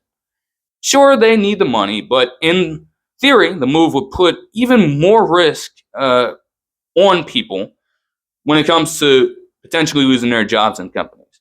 Some family and small business owners, they would lose their main source of income and something they spent years in the past building from the ground up. The article details the cases and plights of a few business owners in the states who would be directly affected by the bill's passing. As one such person expresses during the article, holding back tears, Marsh told Spotlight on Maryland that, given his company's slim margins, the new tech tax may deliver a final blow to its Maryland operations. End quote. Given the state of that industry in the modern day, having to restart in a different location in the country would be incredibly difficult, but the move would leave him with absolutely no choice. Once more, this is something that could be prevented if only these problems were met with proper attention to detail before they spiraled out of control. The totality of it all would force the hand of a few lawmakers who intended to see this legislation passed. After months of behind the scenes tension, they would finally get their answer on May 20th of this year.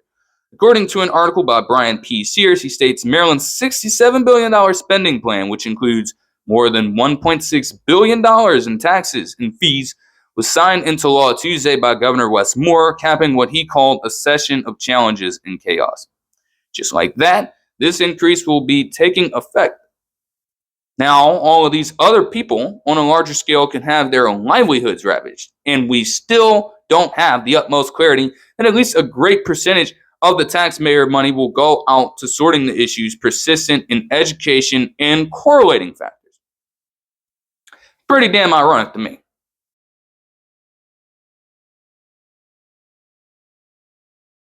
I believe that while both the city and the state are facing a number of issues in this aspect now, there are still highly redeemable qualities about these places.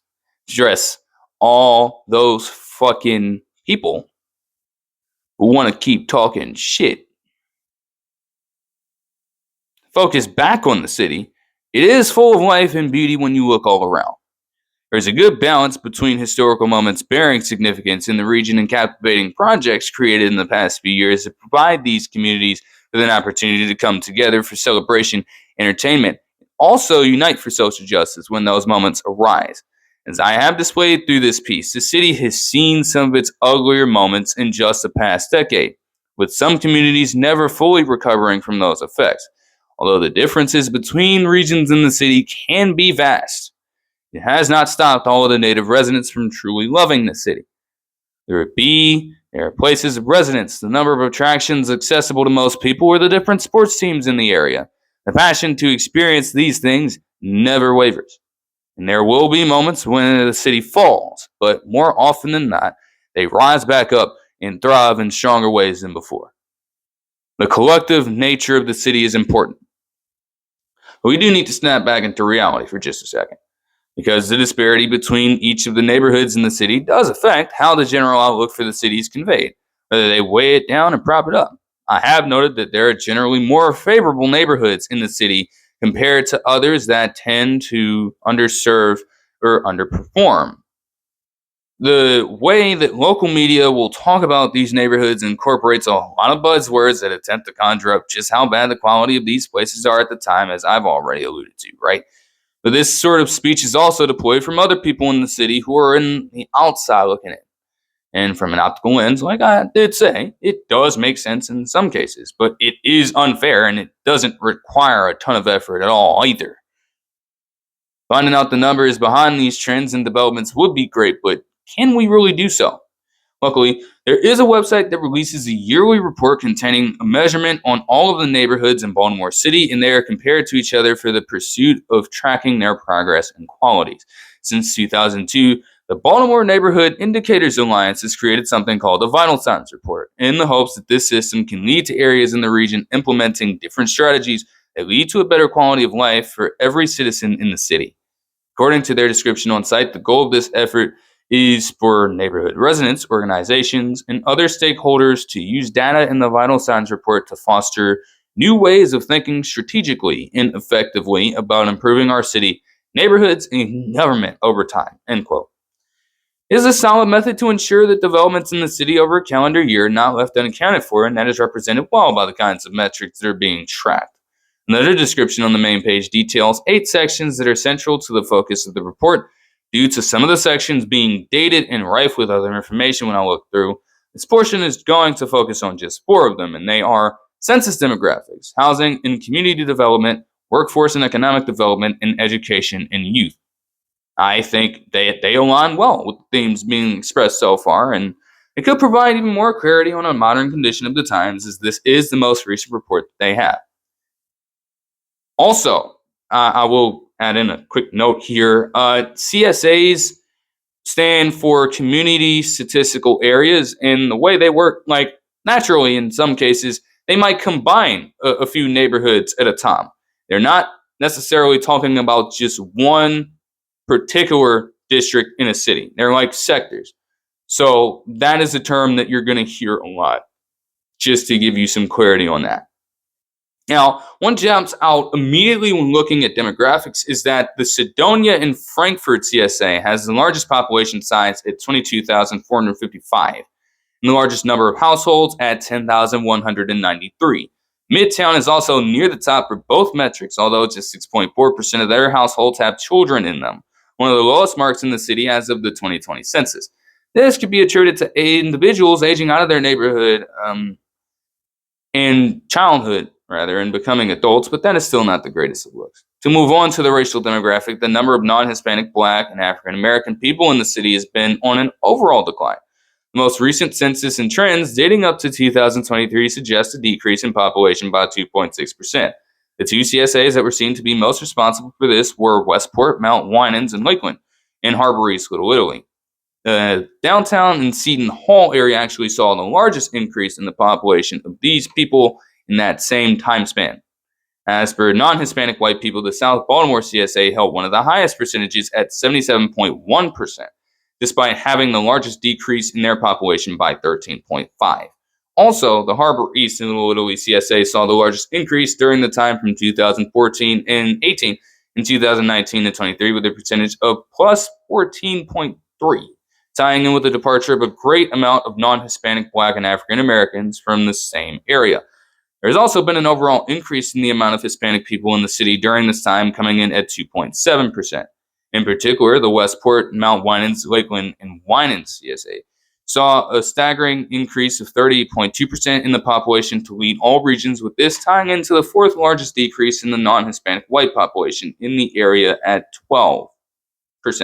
There was an overall increase in racial diversity by calculation of the index, although areas like the Southeastern CSA at 91.2% and the Edmondson Village CSA at 17 are still on far different planes. When it comes to children in the range of 5 to 17 years old, Southeastern also has the largest increase here at 10.5%. The Upton, Druid Heights, and Harbor East, Little Italy CSAs have the largest decreases in population of this demographic, with the difference being made up by a singular decimal point. When it comes to the economic front, there was an overall increase in median household income in the city. Still, that doesn't account for the disparities between the 3 greatest CSAs in the Economic Diversity Index and the 3 lowest. It also has not prevented different communities from facing a crippling level of poverty.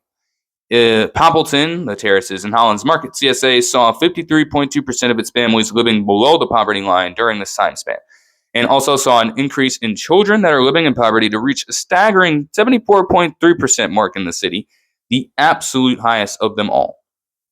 Even with both metrics being on a supposed decline, you still have areas like downtown and Seton Hall facing a massive 45.6% leap in children facing poverty. To add the cherry on top of this section, the Poppleton, the Terraces, and Hollands Market CSA had the greatest percentage of households earning less than $25,000 during the same time span. Those are horrifying conditions for anyone to have to face, especially children who haven't even begun to comprehend everything happening around them in the world yet. As I said, some positive steps have been taken, but there are still areas in which a complete change in action is needed. Moving into housing and community development, the most telling metric to me would be rooted in the cost of homes in these areas. Their findings on this report showcase that on average in 2023, the median cost to purchase a home was $206,000. The highest median sales came out of the North Baltimore, Guilford, and Homeland CSA at $525,000, while the lowest came from the Southwest Baltimore CSA at $46,750. This trend echoes how things have transpired over the past few years when it comes to housing. and how it has become much harder to own, let alone acquire a home. Think about these prices. To a person who resides in one of the lower CSAs and doesn't make enough money on average, their best course of action would be to live in an area where average sales are much lower. And those acquisitions would still be conditional through different payment plans and renting strategies. There are those people who want to branch out and find a nice home for themselves in these more affluent areas of the city. The numbers showcase how little of a chance they would truly stand against those who have the means to buy their own home. And when it comes to schooling, the odds would be stacked further against these kinds of students. Think back to the student at the beginning of this video. One of the best performing students in the region, potentially, with a number of scholarly accolades and support from aid en route to a potential entry in higher quality learning. Even though that might grant you, and probably should grant you, a guaranteed spot, it won't, because you have to account for travel, living conditions, and the familial structure here. The school still will do that. And it will force these families to go to sometimes extreme lengths for the education of their children and stretch themselves thinner in the process. The vacant houses also play a key factor in how some of these neighborhoods are viewed when thinking about the different prospects people have for optimal locations. There has been a slight decline of 1.1% in vacant homes in the city during this time, but the phenomenon still ails multiple CSAs. In 2023, Southwest Baltimore and Sandtown, Winchester, Harlem Park had the highest percentages of abandoned and vacant homes. The entire regions are not filled with these inconveniences, and honestly, there are people who would still buy homes in these areas regardless. However, from the aesthetic standpoint, some people may not want themselves or their families to live in areas confronting that problem. They'll block up certain aspects of these areas, and they already contain percentages of people that do not fit their demographic preferences. It creates a recipe for repetition, as more potential buyers of these backgrounds stay far away from these neighborhoods, which sometimes overflow. More poverty will continue to ravage these communities, even when there are chances for them to break out of it. It is crucial to find a job that provides sustainable income for yourself and your families in today's age. There are still many across the city who find themselves unemployed, but the numbers show that there is a potential change on the rise. Multiple CSAs during the last few years had high unemployment rates, including Greater Rosemont and Upton Druid Heights. However, the overall unemployment rate for the city saw a decline of 2.8% to reach its lowest mark in the last decade. Certainly, it is a step in the right direction, but the effects of people not being able to find work still linger throughout these areas. Data shows that the number of jobs in the region decreased, and CSAs with the lowest number of available jobs tend to line up with poor infrastructure and residents bringing in far lower income. While the city saw an overall 3.9% decrease in this metric, there are still many CSAs consisting of people over the age of 25 without any high school diploma or GED, including Westport, Mount Winans, and Lakeland at 40.6 and Southeastern at 30.9%. These individuals have little to fall back on, which in turn gets them less attention from potential employers. The school system has to be more reliable than this because the chain reaction intrinsic to the lack of academic achievement ruptures everything. The person cannot parlay it into learning at the college level, and their future prospects get even slimmer on a daily basis. The same demographic has seen an overall decrease of 3.1% in the ability to obtain any high school diploma or college level degree. Neighborhoods with more resources and revenue have seen a sustained level of their residents acquiring bachelor's degrees or higher in their tenures at school. But that cannot be said for the CSAs on the other extreme, with 3 different areas having less than 8% of their residents obtain it. It makes sense because those chances will never be granted, even if they cannot get out of high school. This is where we have to look further into the educational component of the city. First cog in the overall problem with education has to do with enrollment. The report shows that entry into all levels of schooling are down over the last few years, with a lot of the same culprits on both sides. You'll consistently see a combination of the Sedonia, Frankfurt, Bel Air, Edison, and Greater Rosemont CSAs in the top 3 of the largest enrollment totals. Meanwhile, Harbor East and Little Italy and Fells Point are consistently on the other end. It's worth noting that this is all based on public schools. In some cases, it could be based on affordability, but in others, families might opt for private education for their children or other styles of school. The lower level of enrollment has had a slight effect on both non-Hispanic, Black, African American, and white students when it comes to frequenting these schools. Attendance has also been a huge issue in the city, and that has been greatly reflected by absenteeism. The practice of missing school and class, whether it is a calculated and intentional effort or accidental, hurts both the student and the school. Of course, there have been calls for individuals to take the problem on firsthand, and while this has happened to an extent, so much more progress needs to be made. Chronic absenteeism has been on a consistent decline across the city at all levels, according to the report, but there are still cases that should invoke apprehension and action. For instance, Southeastern and Sedonia Frankfurt are the CSAs with the two highest numbers of students in elementary school being chronically absent. All right, these many first to fifth graders students missing that much time, especially when there are developmental stages in young children that tie in with having these experiences in school. In the middle school realm, Poppleton, the Terraces, and Holland's Market, Cherry Hill, and Greater Rosemont are responsible for the three largest numbers of their students missing time in school, all finishing at over 52%. While high school absenteeism decreased citywide during this time span, the Cherry Hill and Brooklyn, Curtis Bay, Hawkins Point CSAs still had alarming percentages of higher than 70% relative to their students missing time. Combine the idea of these students missing school with the supposed freedom to do anything they want, and, as I've reiterated, creates chaos. The dropout rate in public schools are on the rise, although the high school completion rate for 12th graders is also increasing. That could be seen as a positive thing, but with all of the details that I have sifted through in this overall section, can you really trust that these schools are allowing these students to get all of the skills they need in order to succeed far beyond the institution? Or are they just being given the ability to pass so once again, individual schools can just be relieved of their burdens? Even in cases where a pivot in the plan might be necessary, structure is still key to leading a group of people and society as a whole. All the other problems that we see on the daily news or other trends that were reflected in the report are a testament to what can happen when you allow a great number of people to run wild without any true direction. Crimes and deaths involving young people are definitely heartbreaking, but these kids shouldn't be in the streets in the first place. At the end of the day, a lot of this stems from people sticking to what they have known for their whole lives. There is certainly a trickle down effect, as policies are still in need of revision and incorporation to check these problems on a wide scale. In turn, the families who fail to benefit from any of the previous incorporations can only do so much. They don't want all their children to take that unknown path, but they can't find reasonable counters to keep them occupied in other ways.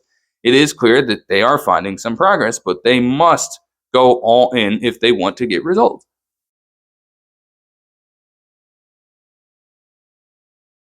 That means accounting for and potentially reversing some of the policies established in the past. Let's be honest.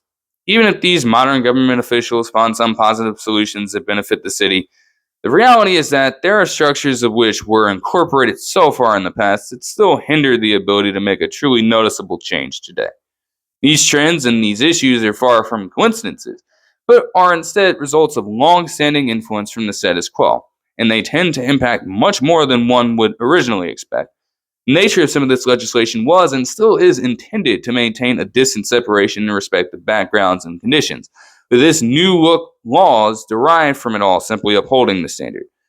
No, they do not have some of the same physical malice that came with these methods in the past, but they still inflict widespread harm to numerous people and communities around the city and state.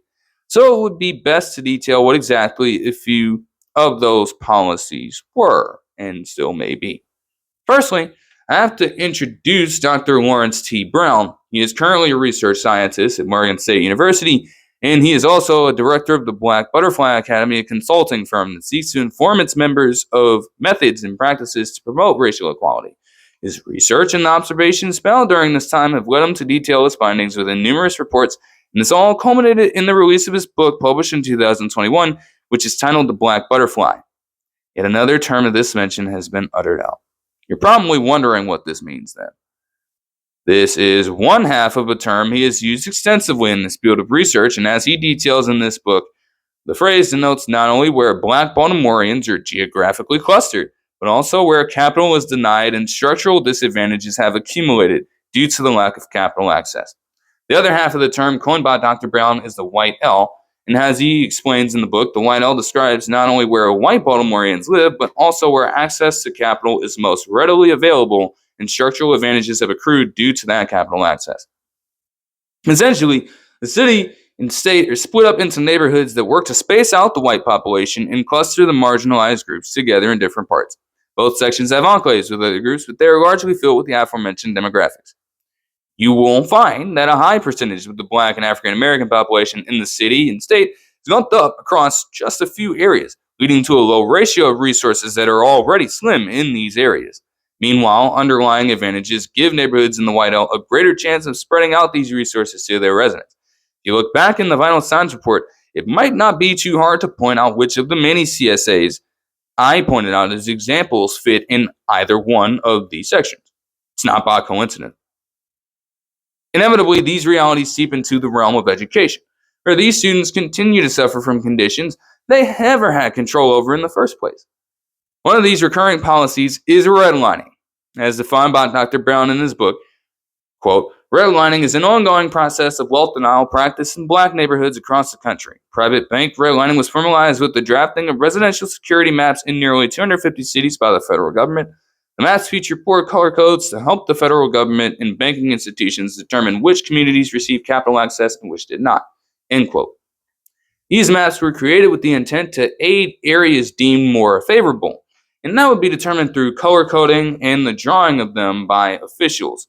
Any region color coded in red would be denied this access, and that concept seeps through every one of these places today.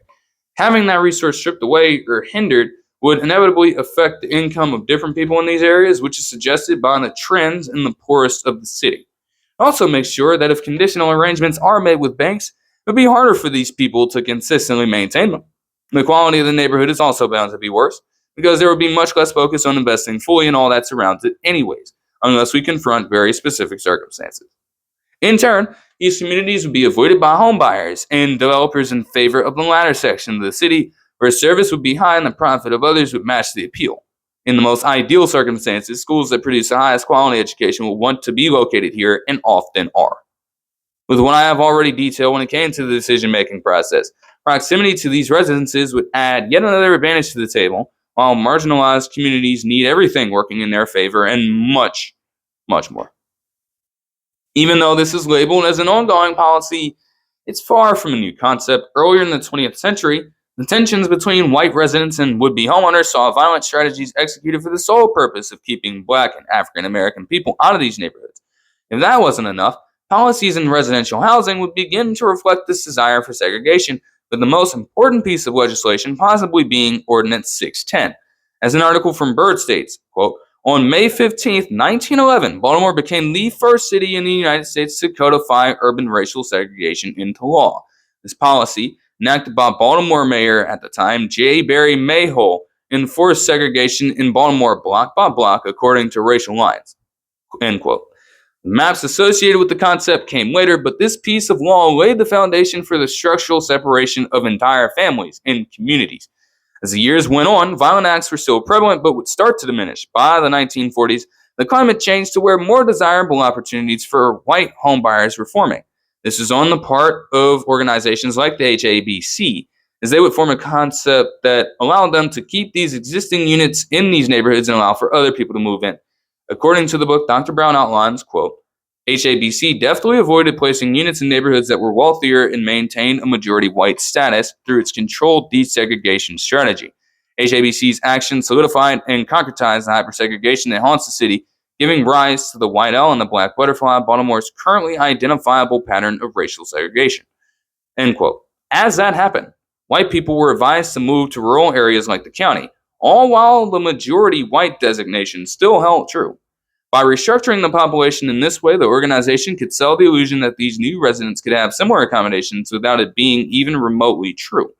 As more and more marginalized people moved to these areas, rural destinations emerged. In turn, those destinations saw the uprooting of other marginalized people on multiple occasions just to have them come to these areas in the heart of the state city.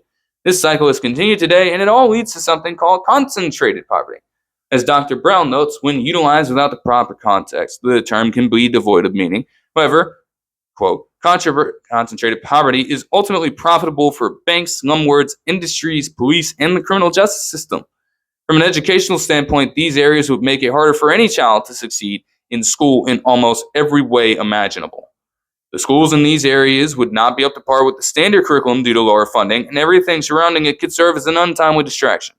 Although they might get some support, some of these supposed resources with benefits could still serve to prey on their weaknesses. This parlays into the process of wealth extraction. There is something to it because the people in these airline communities will already have a difficult time managing their lives. If they aren't careful, they'll have to deal with even more strife from some of the same institutions telling them that, hey, you can trust us. Ironic. Even further, that hit to their capital will affect how they provide for their children for schooling. Some of their basic needs, like tutoring or aftercare, become that much harder to obtain. As Dr. Brown states, quote, when metropolitan areas are hypersegregated, black neighborhoods can easily be identified. Once black neighborhoods are identified, they can be targeted for wealth extraction while being denied private capital and public goods. There are a number of ways in which this can be carried out between both sides, including the usage of housing vouchers and also the concept of predatory lending on the part of banks. As these communities continue to struggle from this aspect, other communities stand to thrive off of it based on the way the structure is set up. Quote, the flip side of concentrated poverty is concentrated wealth, which leads to disproportionate structural advantage. End quote. While all this money seems to be going to a good cause, it always circles back to a set of specific areas. The excerpt following this quote sees Dr. Brown talk about special benefits districts in the White Owl neighborhoods and how they lead to the avoidance of taxes by these areas while obtaining savings on them that are pumped back into these places. The potential boosts to educational outlook for people in these poor areas in the city and the state are literally taken away from them and all given to one entity. This money is full of opportunities for meal services, additional aid, transportation, fundraising, and without so much as a whisper, it's taken away from all these kids before they could even think about these experiences. All kids should have the requisite access to these materials, and yet they don't because of all of these different factors. The placement of your neighborhood on a map and a specific color marking serves as a difference between receiving reasonable infrastructural support and not garnering any legitimate attention from members of the government. It also doesn't help that whenever they do focus in on funding the expenses for a student in these public schools, the specific amount of allocated money doesn't line up with the specific case that a student might be facing. For a quote from Dr. Brown, quote, roughly equal pupil funding is neither fair nor just for black children living in redline black neighborhoods attending dilapidated school facilities where black children are confronted with health issues such as toxic lead exposure, traumatic stress, and the ensuing root shock that follows the permanent closure of black schools. End quote. From that standpoint, that might relate to why so many kids in these neighborhoods decide to take time out of school as well. Their whole lives leading up to this have proven that there are very few people who display proper care for them. It's not a matter of how intelligent these kids may not be, and has more to do with the idea of optimal futures for them not being invested in on the parts of these authorities. As it is stated in the book, quote, this resource extraction subsidizes inequitable growth and prosperity in white neighborhoods and grants structural advantages to green line neighborhoods. End quote. A smaller piece of the pie that is granted to other neighborhoods is trimmed down to an exponentially smaller amount, leaving these parents to settle for a worse quality in education for their children. Not all of these cheaper options are bad, as they do provide students with good service and experience in their institutions in the same way as the neighborhoods are covered. Low-performing or aesthetically displeasing programs around the city and the state will be covered in the most damning ways possible.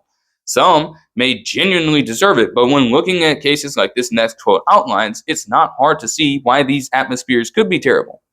In the book, Dr. Brown explains, according to a February 2019 report, school districts that are 75% white in student population receive $23 billion more than school districts that are 75% children of color. End quote.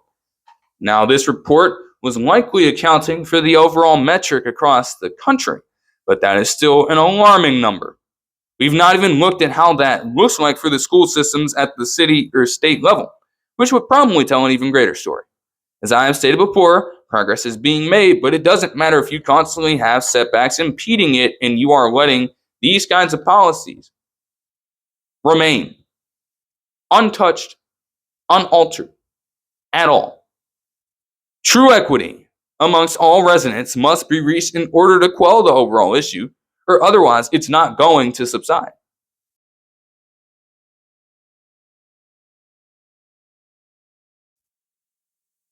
It's at this point that I want to revisit some findings from the BNIA. It helps to have a grand overview of what trends are affecting areas in the city the most, but I believe that you may not fully understand the scale of the problem when being exposed to so many areas of the city at one time.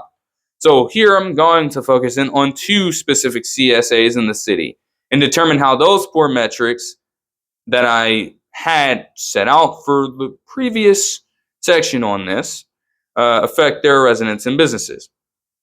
Now, I would hope that this could provide further insight into how neighborhoods can and should be improved and developed by those in positions of power, as well as those who are accustomed to these areas. So I decided to address both the Greater Rosemont and the Washington Village Pigtown CSAs. And after sifting through the data, there are some key similarities and differences between both. Now, certain issues are more prevalent in one community than the other at times. So there isn't going to be a direct one-to-one correlation, always. However, with the way trends are moving, per the data from the BNIA, I believe these two CSAs have been trying to undergo cleaner plans while retaining historical significance through monuments and specific practices. And honestly, it is up to you to determine whether or not they have fallen short in their attempts. Now, it's important before diving into the data to know a little more about both of these CSAs, especially if there are people in the audience who haven't lived in either one. To start out with Greater Rosemont, it serves as a daily reminder for some residents of the struggles to retain their property in decades past. We've talked about the different large-scale uprooting of communities and how forced displacement can generally affect groups of people. And the past reveals to me that Rosemont was one of the very neighborhoods that had to confront this issue. The neighborhood of Greater Rosemont was one of several in opposition of a proposed expressway that connected the eastern and western parts of the city. And if that proposition would have passed, that strip would have cut completely through Greater Rosemont while taking a grand number of new homes away from black residents who had recently gained the rights to live on this property. According to an article from Dr. Edward Archer, it states, quote, to the west of the station stand 880 houses condemned by Baltimore officials for the proposed construction of the East-West Expressway in the late 1960s. Little more than a decade after African Americans had seized the opportunity to acquire homes in neighborhoods formerly close to them. End quote. As the process was being set up, these different families had to put their living situations on hold while they were altered completely during this time. Seeing the effects that this had, the residents in the area would come together to take a stand. They fought this proposition with the help of other activist groups, and as civil rights tensions rose, the battle started to heat up, with dissent reaching an all-time high in the later stages of the proposition. It was called off in light of another potential alternative that still saw the departure of a great number of families. However, the following year, when the city announced a plan to sell the formerly condemned houses back to their original owners, only half took up the offer, the remainder having decided to move out for good. End quote. At that point, the residents' trust in the city at that time was completely broken given all that they attempted to do to remove them in the first place. How could they have possibly thought that all of the residents would want to stay in a situation like that? It's not an ideal mindset to have, and although they would try to pick up the pieces in the decades to follow, the reality is that this moment in time left a stain on what was bound to be a flourishing community. While the Washington Village and Pigtown area is one of the smallest relative to other places in the city, there is so much history and life to experience within it. For starters, it is home to the University of Maryland's Medical Center and subdivision, so any person looking to take their medical career on a challenging path would likely attend this school. This area of the city also houses the B&O Railroad Museum, a more traditional but albeit captivating attraction for visitors and tourists, both young and old. When you take into account some of the other businesses that operate there and some of the housing offered to its residents, you can feel like you are a part of a section of the city that thrives completely on labor. Everyone is going to be up to something, and you will rarely find yourself not working at a job or in another space entirely. In situations where it can be controlled, the neighborhood will likely attract those who want to live that lifestyle filled with hard work, traditional fun, and quality family time. Even the name itself represents how things have typically been done in this region of the city. As Lisa Snowden McCrae states in her article, part of it is due to this community's humble beginnings. Pigtown got its name because pigs being shipped by the B&O Railroad would be unloaded through rail cars and herded through this part of the city. End quote. Quite the interesting way to tie that up. Even though things could get disjointed in this space, and even if all the residents do not have similar preferences relating to what they might do in their spare time, that's all right. This community makes it incredibly difficult for any person to stay disconnected for too long, in theory, and that could be a good thing to an extent. Now that their respective histories have been established, how do these CSAs stack up against each other? Well, as of the most recent vital signs reports, the median income in Rosemont was $40,203, while it was $54,419.40 in Washington Pigtown, a 15.5% decrease on year-to-year basis, meaning that the former brings in far less money on average, while Pigtown still underwent a sharp decline.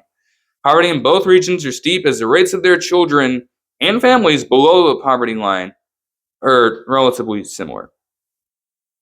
While the current mark for families in Rosemont underwent a slight decrease of 2.7% from 2022, the overall rate of poverty in Pigtown saw one of the largest increases among all CSAs, including an increase of 16.6% in children living below the poverty line and a 4.7% increase in families.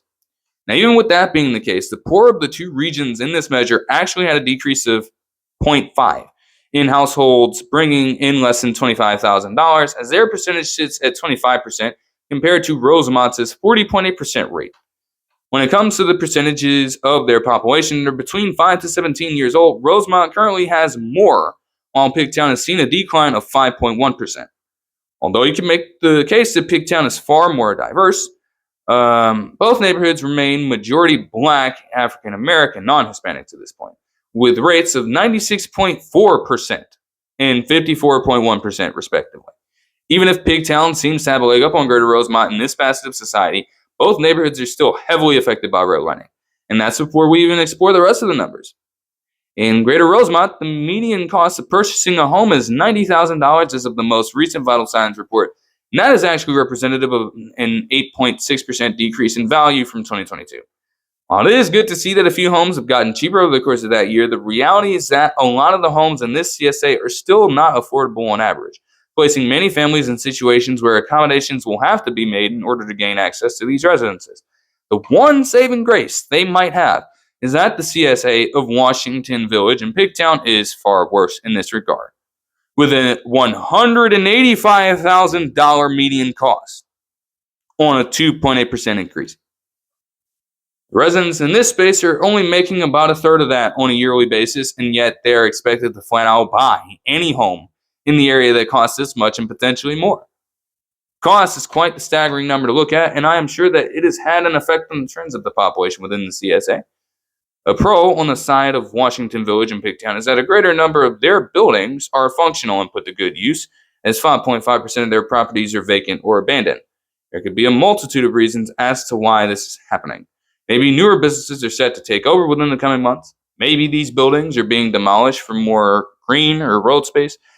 Whatever the case may be, it is more of an issue in Greater Rosemont at this point, as 17.6% of their properties are vacant and abandoned. In their own ways, they seem to be okay. As long as businesses are booming in one and homes become more affordable in the other, they shouldn't have a problem with circulation. However, if these trends continue to get out of hand, I wouldn't be surprised to see more people leaving either one off of that alone. Some of the comparisons for the workforce and economic development had to date all the way back to 2018 and 19, simply because there was no data filled in for the other years. That is a necessary disclaimer to state. Still doesn't help the fact that in some cases these CSAs have been trending in extremely different directions. Look no further than their unemployment rates. Rosemont had by far the highest unemployment rate in the most recent Vital Signs report at 21.1%, while Washington Village in Pigtown is very much on the lower end at 6.2%. Like I alluded to, things are very busy in the latter region of the city, and their residents find a way to stay occupied. Residents simply might not have the same luxuries, as even though the amount of jobs in each CSA weren't listed at all, there are going to be more accessible options in Pigtown. A lot of the same jobs that certain people in Rosemont are looking for might be further away, and they might not have the means to reach them, so they settle. Both CSAs are struggling to craft a reasonable banks to residents ratio in this time span. Rosemont has been stagnant since 2019, with just 0.1 banks to branches per 1,000 residents, while Pigtown has seen a 33.3% decrease since 2018, with a rate of 0.4 banks to branches per 1,000 residents. It makes it that much more difficult to secure housing and the amount of funds a person might need at any given moment. The ratio is disproportionate, and that is reflected greatly when looking back at the metrics for housing in both places. Attaining income would also be a struggle for many people in both CSAs. But here's the kicker. Both communities are finding relatively good success in their school. 78.9% of the population that is 25 and older in Greater Rosemont have a high school diploma or better, compared to just 35.8% of that same population in Washington Village and Pigtown. As good as that might be, though, a high school diploma would be the bare minimum you would need for a lower end job. If you have only that, you would have to take on a job that offers you far less on the basis of salary, and the locations will be just as tricky to navigate. Both CSAs have similar rates of their population that have either a diploma or less. But Pigtown makes up for the earlier discrepancy with a blistering rate of some of the highest attainable academic achievements. In fact, their rate of the population with a bachelor's degree or better sits at 47.8%, a 15.2% increase since 2018, while Rosemont's rate is currently less than 8%, one of the lowest of any CSA in the recent Vital Signs report. It's clear that Washington Village and Pigtown residents seem to get a premier quality education compared to the residents of Rosemont, and that disparity would grow even greater in income, housing opportunity, and even banking access if these trends don't improve. When you think about it, the metrics in education for both CSAs are pretty interesting. Enrollment is virtually a non-issue for both of them, with Rosemont having one of the three highest rates across all CSAs in the most recent Vital Signs report, while Pigtown has seen an overall increase since 2018. If their populations are majority Black and African American, it shouldn't come as a surprise that their school populations are as well. Although Pigtown does have a percentage of 14.7% in their white population at these institutions. The report defines chronic absenteeism as the result of a student missing 20 or more days in a school year, and that perspective honestly might skew some of the splits here. But despite both CSAs seemingly having good school systems, their rates of absenteeism are high across all levels from that perspective. Although their rates have decreased since 2022, the marks of 50.9% amongst first to fifth graders, 52.8% amongst sixth to eighth graders, and 64% amongst ninth to 12th graders in Rosemont represent one of the three largest overall across all CSAs. Washington Village and Pigtown, not that far behind, although their numbers have taken a decrease. These numbers just seem absurdly high to me, and I can't really think of many reasons why these many students would consistently be missing this much time from school. All the personal reasons and other contexts aside, there's no way for me to find a legitimate answer here. All I know is that missing that much time from school can leave students completely behind in subject matter, and they advance to their next grade without a genuine understanding of what they could be taught. It doesn't seem to hurt them on the surface, as their graduation rates are somewhat on par with the city. Clearly, it hasn't stopped them from finding good work either, because the rates of their 16 to 19-year-olds that are in school and working are stellar, to say the least. However, if we've learned anything at this point, attaining the full fruits of a quality education work to the greatest possible benefit, and settling for anything less will inevitably come back to haunt you down the line. It's wise to look at all possible avenues leading to the rise of a particular issue or a set of many, and if you have to do so as a leader, you should very much explore every possible means. At the same time, the roots of some of these problems come from within, and that is where one of the greatest challenges for any leader arises. I mean, in this kind of situation, ask yourself, are you willing to take a good hard look in the mirror to uncover the full scope of the issue, or would you unnecessarily cast blame everywhere else first? Would you be willing to admit that an action that you took was wrong if all signs point to that being the case?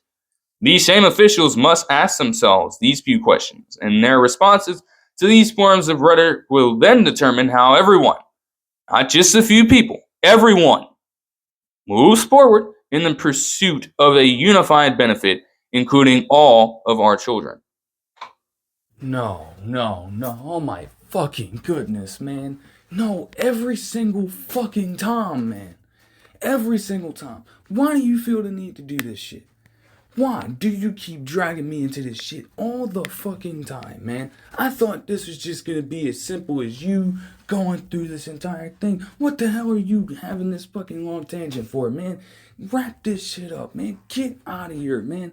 You cannot make this shit up, man. Oh my fucking goodness, bro. I'm telling you, man. Why the hell do you always do this shit to me, man? You are one person. You are one fucking person, man. This is legitimately not your fucking battle to fight. This isn't our battle to fight, man.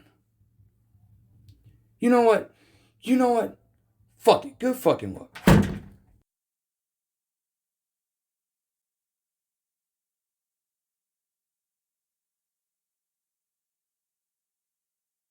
There's been way too much stuff going on over the past few months. And I know that an issue like this kind can definitely get misconstrued and definitely have different narratives be constructed around it from time to time on multiple fronts. Believe me. But I'm going to say this right now, especially in the wake of what the hell happened to Charlie Kirk a little while back. All right. As far as this goes, when it comes to the issue of education, one, I do not give a flying fuck about which side of the coin you fall on here. The politicization of it does not fucking matter. Not here. So I'm not really engaging with any of that. Because to my second point, this is not an issue that should be politicized. Simply put, now, yes, we've seen how different books in different parts of respective curriculums have been banned and outlawed over the past few years in specific states, and that's a different conversation for a totally different day. It kind of adds to the point of depriving the abilities of these children, especially ones who may feel as though they are disconnected in some way, whether it be from a social standpoint or any other way you want to look at it. You're taking away those opportunities from them by doing all that, but that's besides the point. And on one side or the other, yeah, it can look differently for one side. It might look differently for another in terms of the ways that you approach it. But at the end of the day, we need our children in these classrooms engaging and making genuine connections with other people, whether it be instructors, their peers, or other mentors they may be around in a given space. Because the amount of time that is spent literally talking about everything else, and even with the current shutdown, obviously that's related to something totally different. But when you are having all these families temporarily lose hold of their jobs and lose hold of their income flow, well, now it leaves them in a situation where they can't do everything they would need to do to provide for their children. And whether it be through something like this or through them just genuinely going through school and not having that kind of connection and that bind to the true experience that the right support system can provide in a school setting. If they're not getting that attention there, and they're not getting that attention, that nurture, that care in these spaces at home, wherever they may find it, naturally they're going to look in other places for it. That could be through some of the other alternatives that I mentioned, and that could also happen with the internet. Now, yeah, I can't sit here and necessarily talk about that. There's nothing wrong with taking time out of the day to go ahead and do whatever it is that you might do in between looking at different social media and things like that. It happens. It's a part of technology. There's no way you can reverse course there. And some of this stuff can be entertaining, depending on whatever it is that you may like. But the thing about it is, though, it's like as you spend more and more time on that, it's taking away from that experience that you can build in real life. And when all of your knowledge of what is going on around you is coming from a space in which you are hiding essentially behind a profile, or you're putting way too much information about yourself on display, it just hurts your ability to transfer a good amount of skills into specific professions in the real world. It just is what it is. And it's almost like the more and more time that some of these kids, even some grown people out here, spend online, you are losing bits and pieces of yourself consistently. It's obviously something that has to be cautioned, especially when you look at all of the shit that is going on as of late. Because the biggest thing for me when it comes to trying to get these kids in the classrooms is like, okay, whether you have them there or not, the way in which AI is being approached is just absolutely fucking ridiculous. And it legitimately hurts all progress. I mean, genuinely, AI can be a tool, of course, but it's almost like, with the way that some people use it for literally everything, in the way it's being promoted, in which you can use it for every single facet of your life,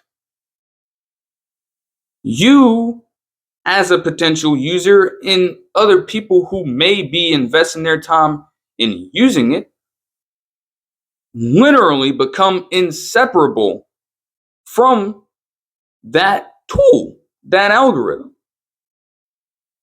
And what happens when you take that away and you challenge, genuinely challenge these students to take on a task and use their own skills that they currently have in their mind right now to complete it, to accomplish something that will actually hold real value in their respective space.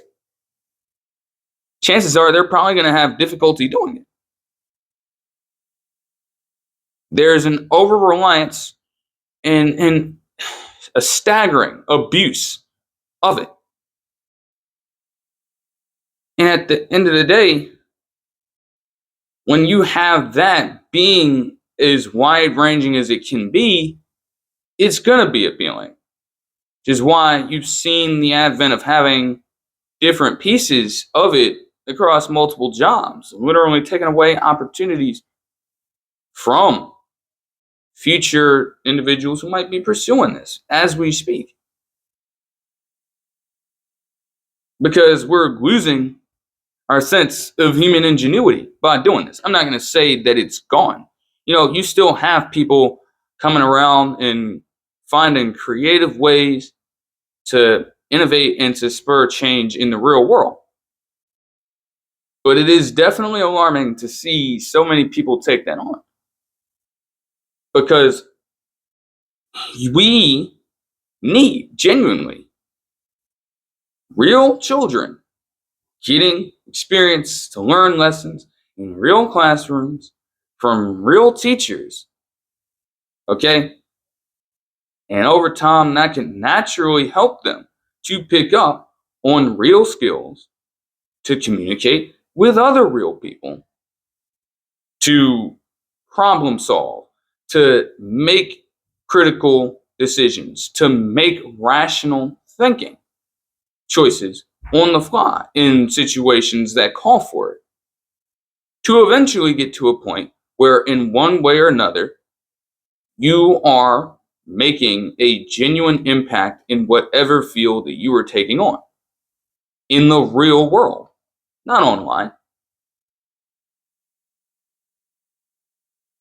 And by consistently investing more time and energy on a damn near day-to-day basis, because I'm always hearing something about some fucking AI, well, if it is just so backwards, because these kids may honestly, again, even if they all learn differently, there is a great opportunity that they will be able to pick up on different tendencies, on different patterns that go into these real world applications of skill to eventually get closer and closer over the years to mastering it, or at least making it something that they can rely upon and call back in other lines of work. The opportunity for them to learn and gather genuine connections with other people is there, and yet we have all these people in positions of power putting more faith in a fucking piece of tech, in a fucking algorithm, over those same children. That shit is fucked up. And that is something fundamental that has to change, not only through regulations, because, man, the shit is out of hand. All right. But again, by genuinely having teachers who care about what they do and who care about having a genuinely positive influence on students. I'm not talking about individuals who have this weird obsession with children. That's a completely different situation as well. But those who genuinely, with respect to space and boundaries, care about the well being of the child and who care about putting them on the path to future success. This quote from Rita Pearson, who was a Black writer and teacher, I believe, sums it up perfectly. It is important to have people in your corner, whether it be your parents, your teachers, anybody, people from around your neighborhood, to put you on the right path. Be that beacon of light in your corner. Be that voice of reason in whichever one of your ears. That is vital. And a lot of successful people, some element of that in some way, even if they won't explicitly say it, their path to that success started with them learning from somebody who truly spent the time, energy, and effort to drill that into their head.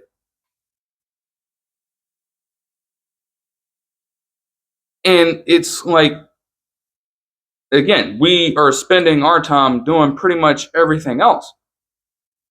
But again, at the end of the day, every single move that has been made, every single law that I've outlined that has been implemented over time in Maryland and in the city of Baltimore, it'll directly go back, no matter how murky it tends to get, it'll affect the child at the end of the day.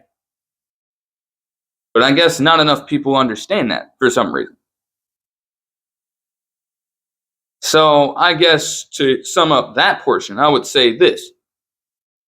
If you are an adult, and not even just an adult, as the quote says, but any person in a position of power to hold a lot of weight and influence over what a child does with their life and how they succeed in a school setting or maybe even beyond that.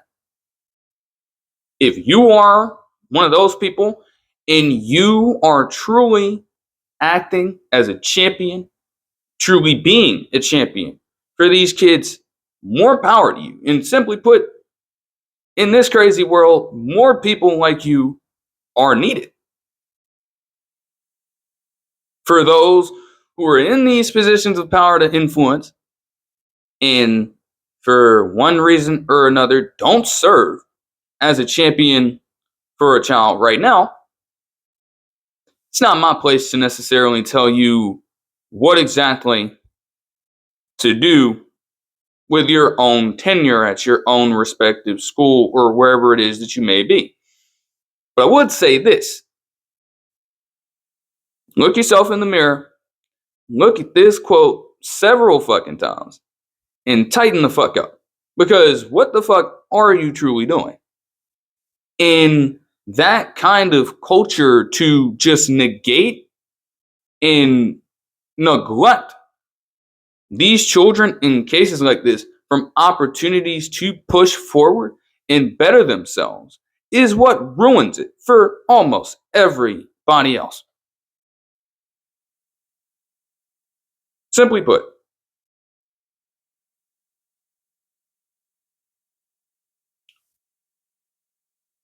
yes, I did mention that Sinclair Broadcasting and Fox 45 do have a tendency to lean further to the right and put out sensational and extreme news, even in situations in which it may not be called for.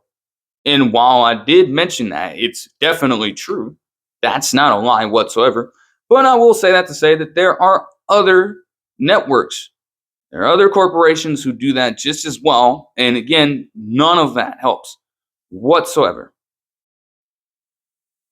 So all of that has to be put to a stop eventually. Like, the misinformation stuff is just, it's sickening, and it can get extremely terrible and extremely toxic. And there is no place for that, especially when the goal is to genuinely inform the people about what is truly happening. And that would be my point in this. It's not necessarily taking a shot at them specifically, even if they are named in this. But my point of it is, if you are going to call yourself the number one local news station in the city consistently year in, year out, and they've also mentioned at multiple points how they got like a few Edward R. Murrow Award wins.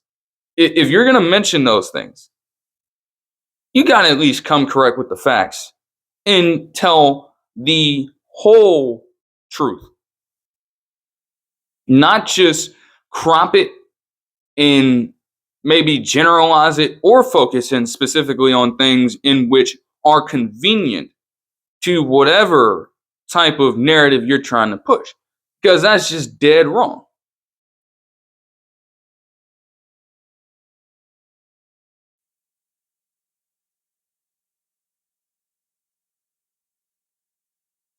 Yes, people in this day and age have a lot of different things going on, and honestly, in some cases, like I mentioned, there are some situations in which you may not truly be able to escape from, um, in certain contexts.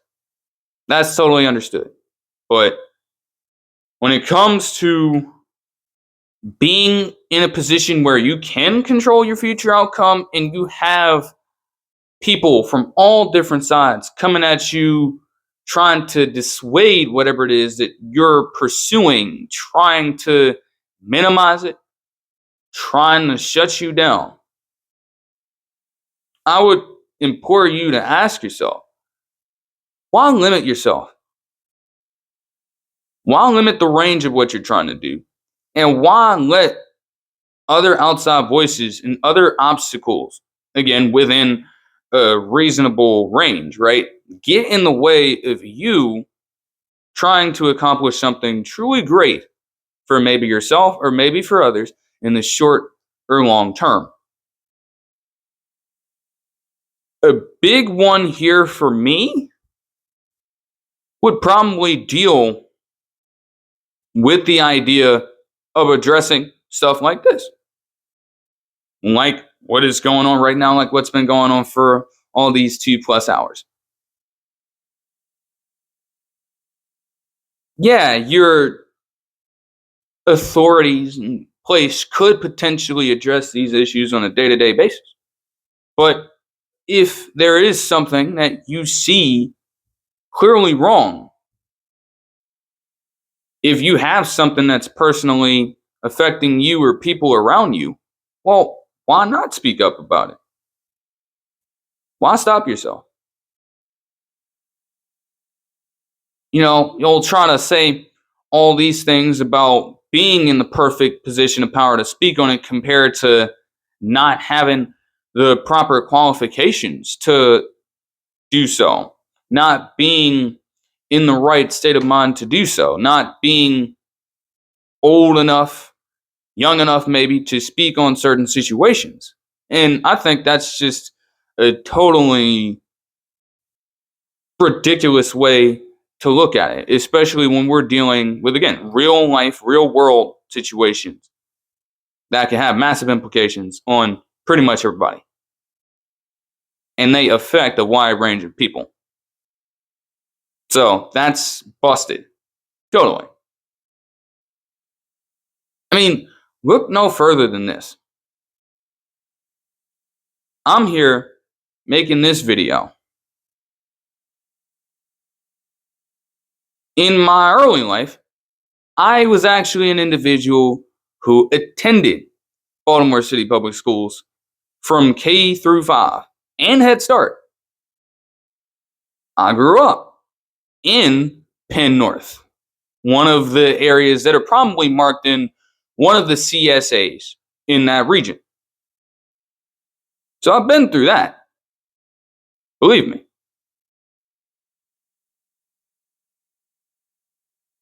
I'm not necessarily a person even looking to get in the educational industry or field, despite having been in schooling for all this long period of time. And when it comes to all these real world experiences that I keep on talking about, well, outside of a few short stints, a few different instances in where I've been volunteering to do work for shorter periods of time, I've never had a full-time job before.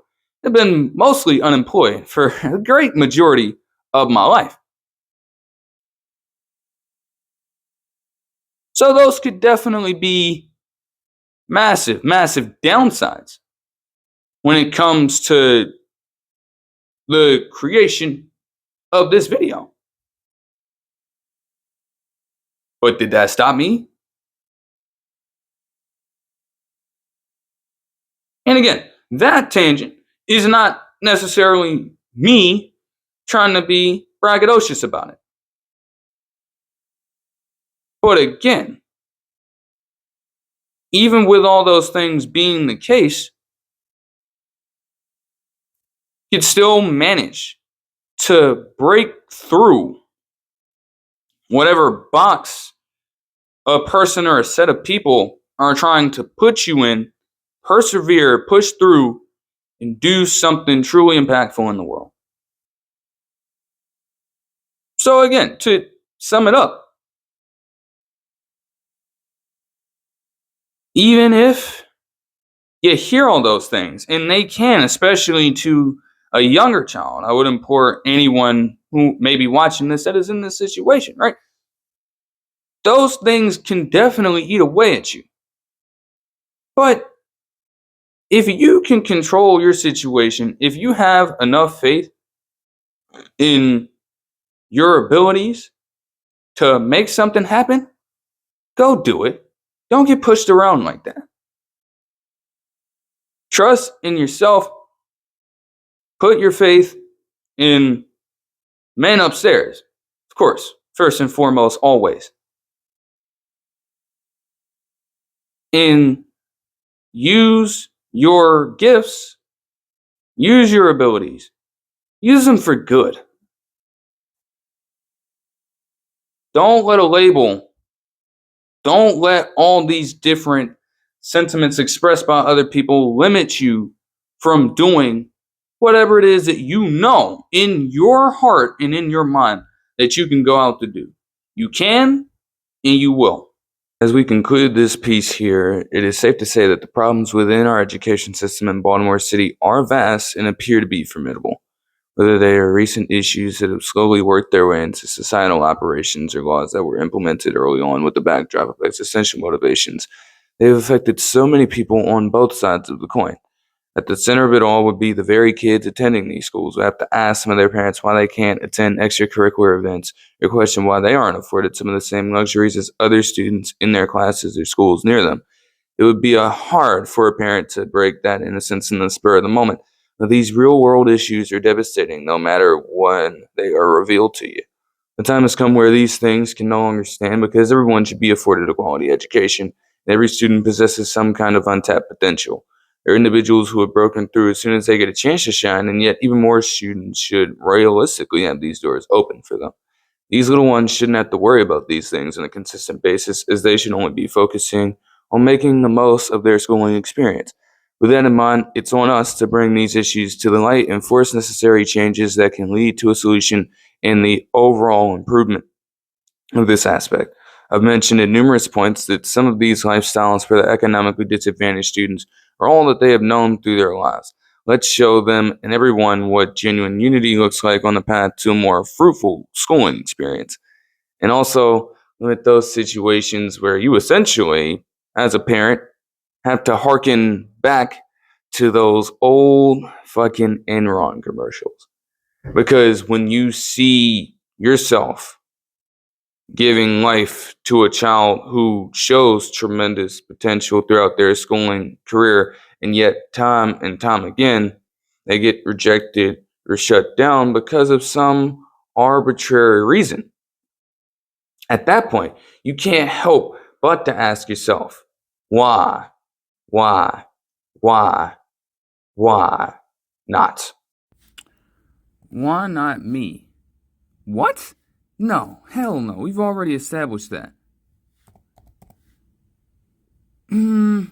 Not quite, not quite. We're getting there, we're getting there. Not exactly, not exactly. Why not us?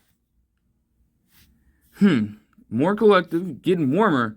Alright, try this on for size.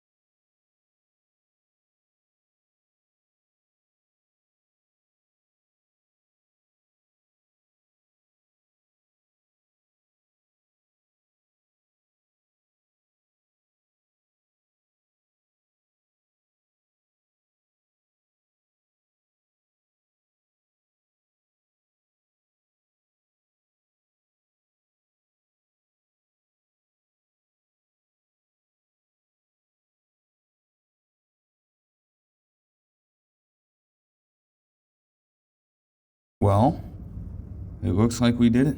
Yeah. So, this has gotta be it, right? Right? Maybe. Now leave me the fuck alone.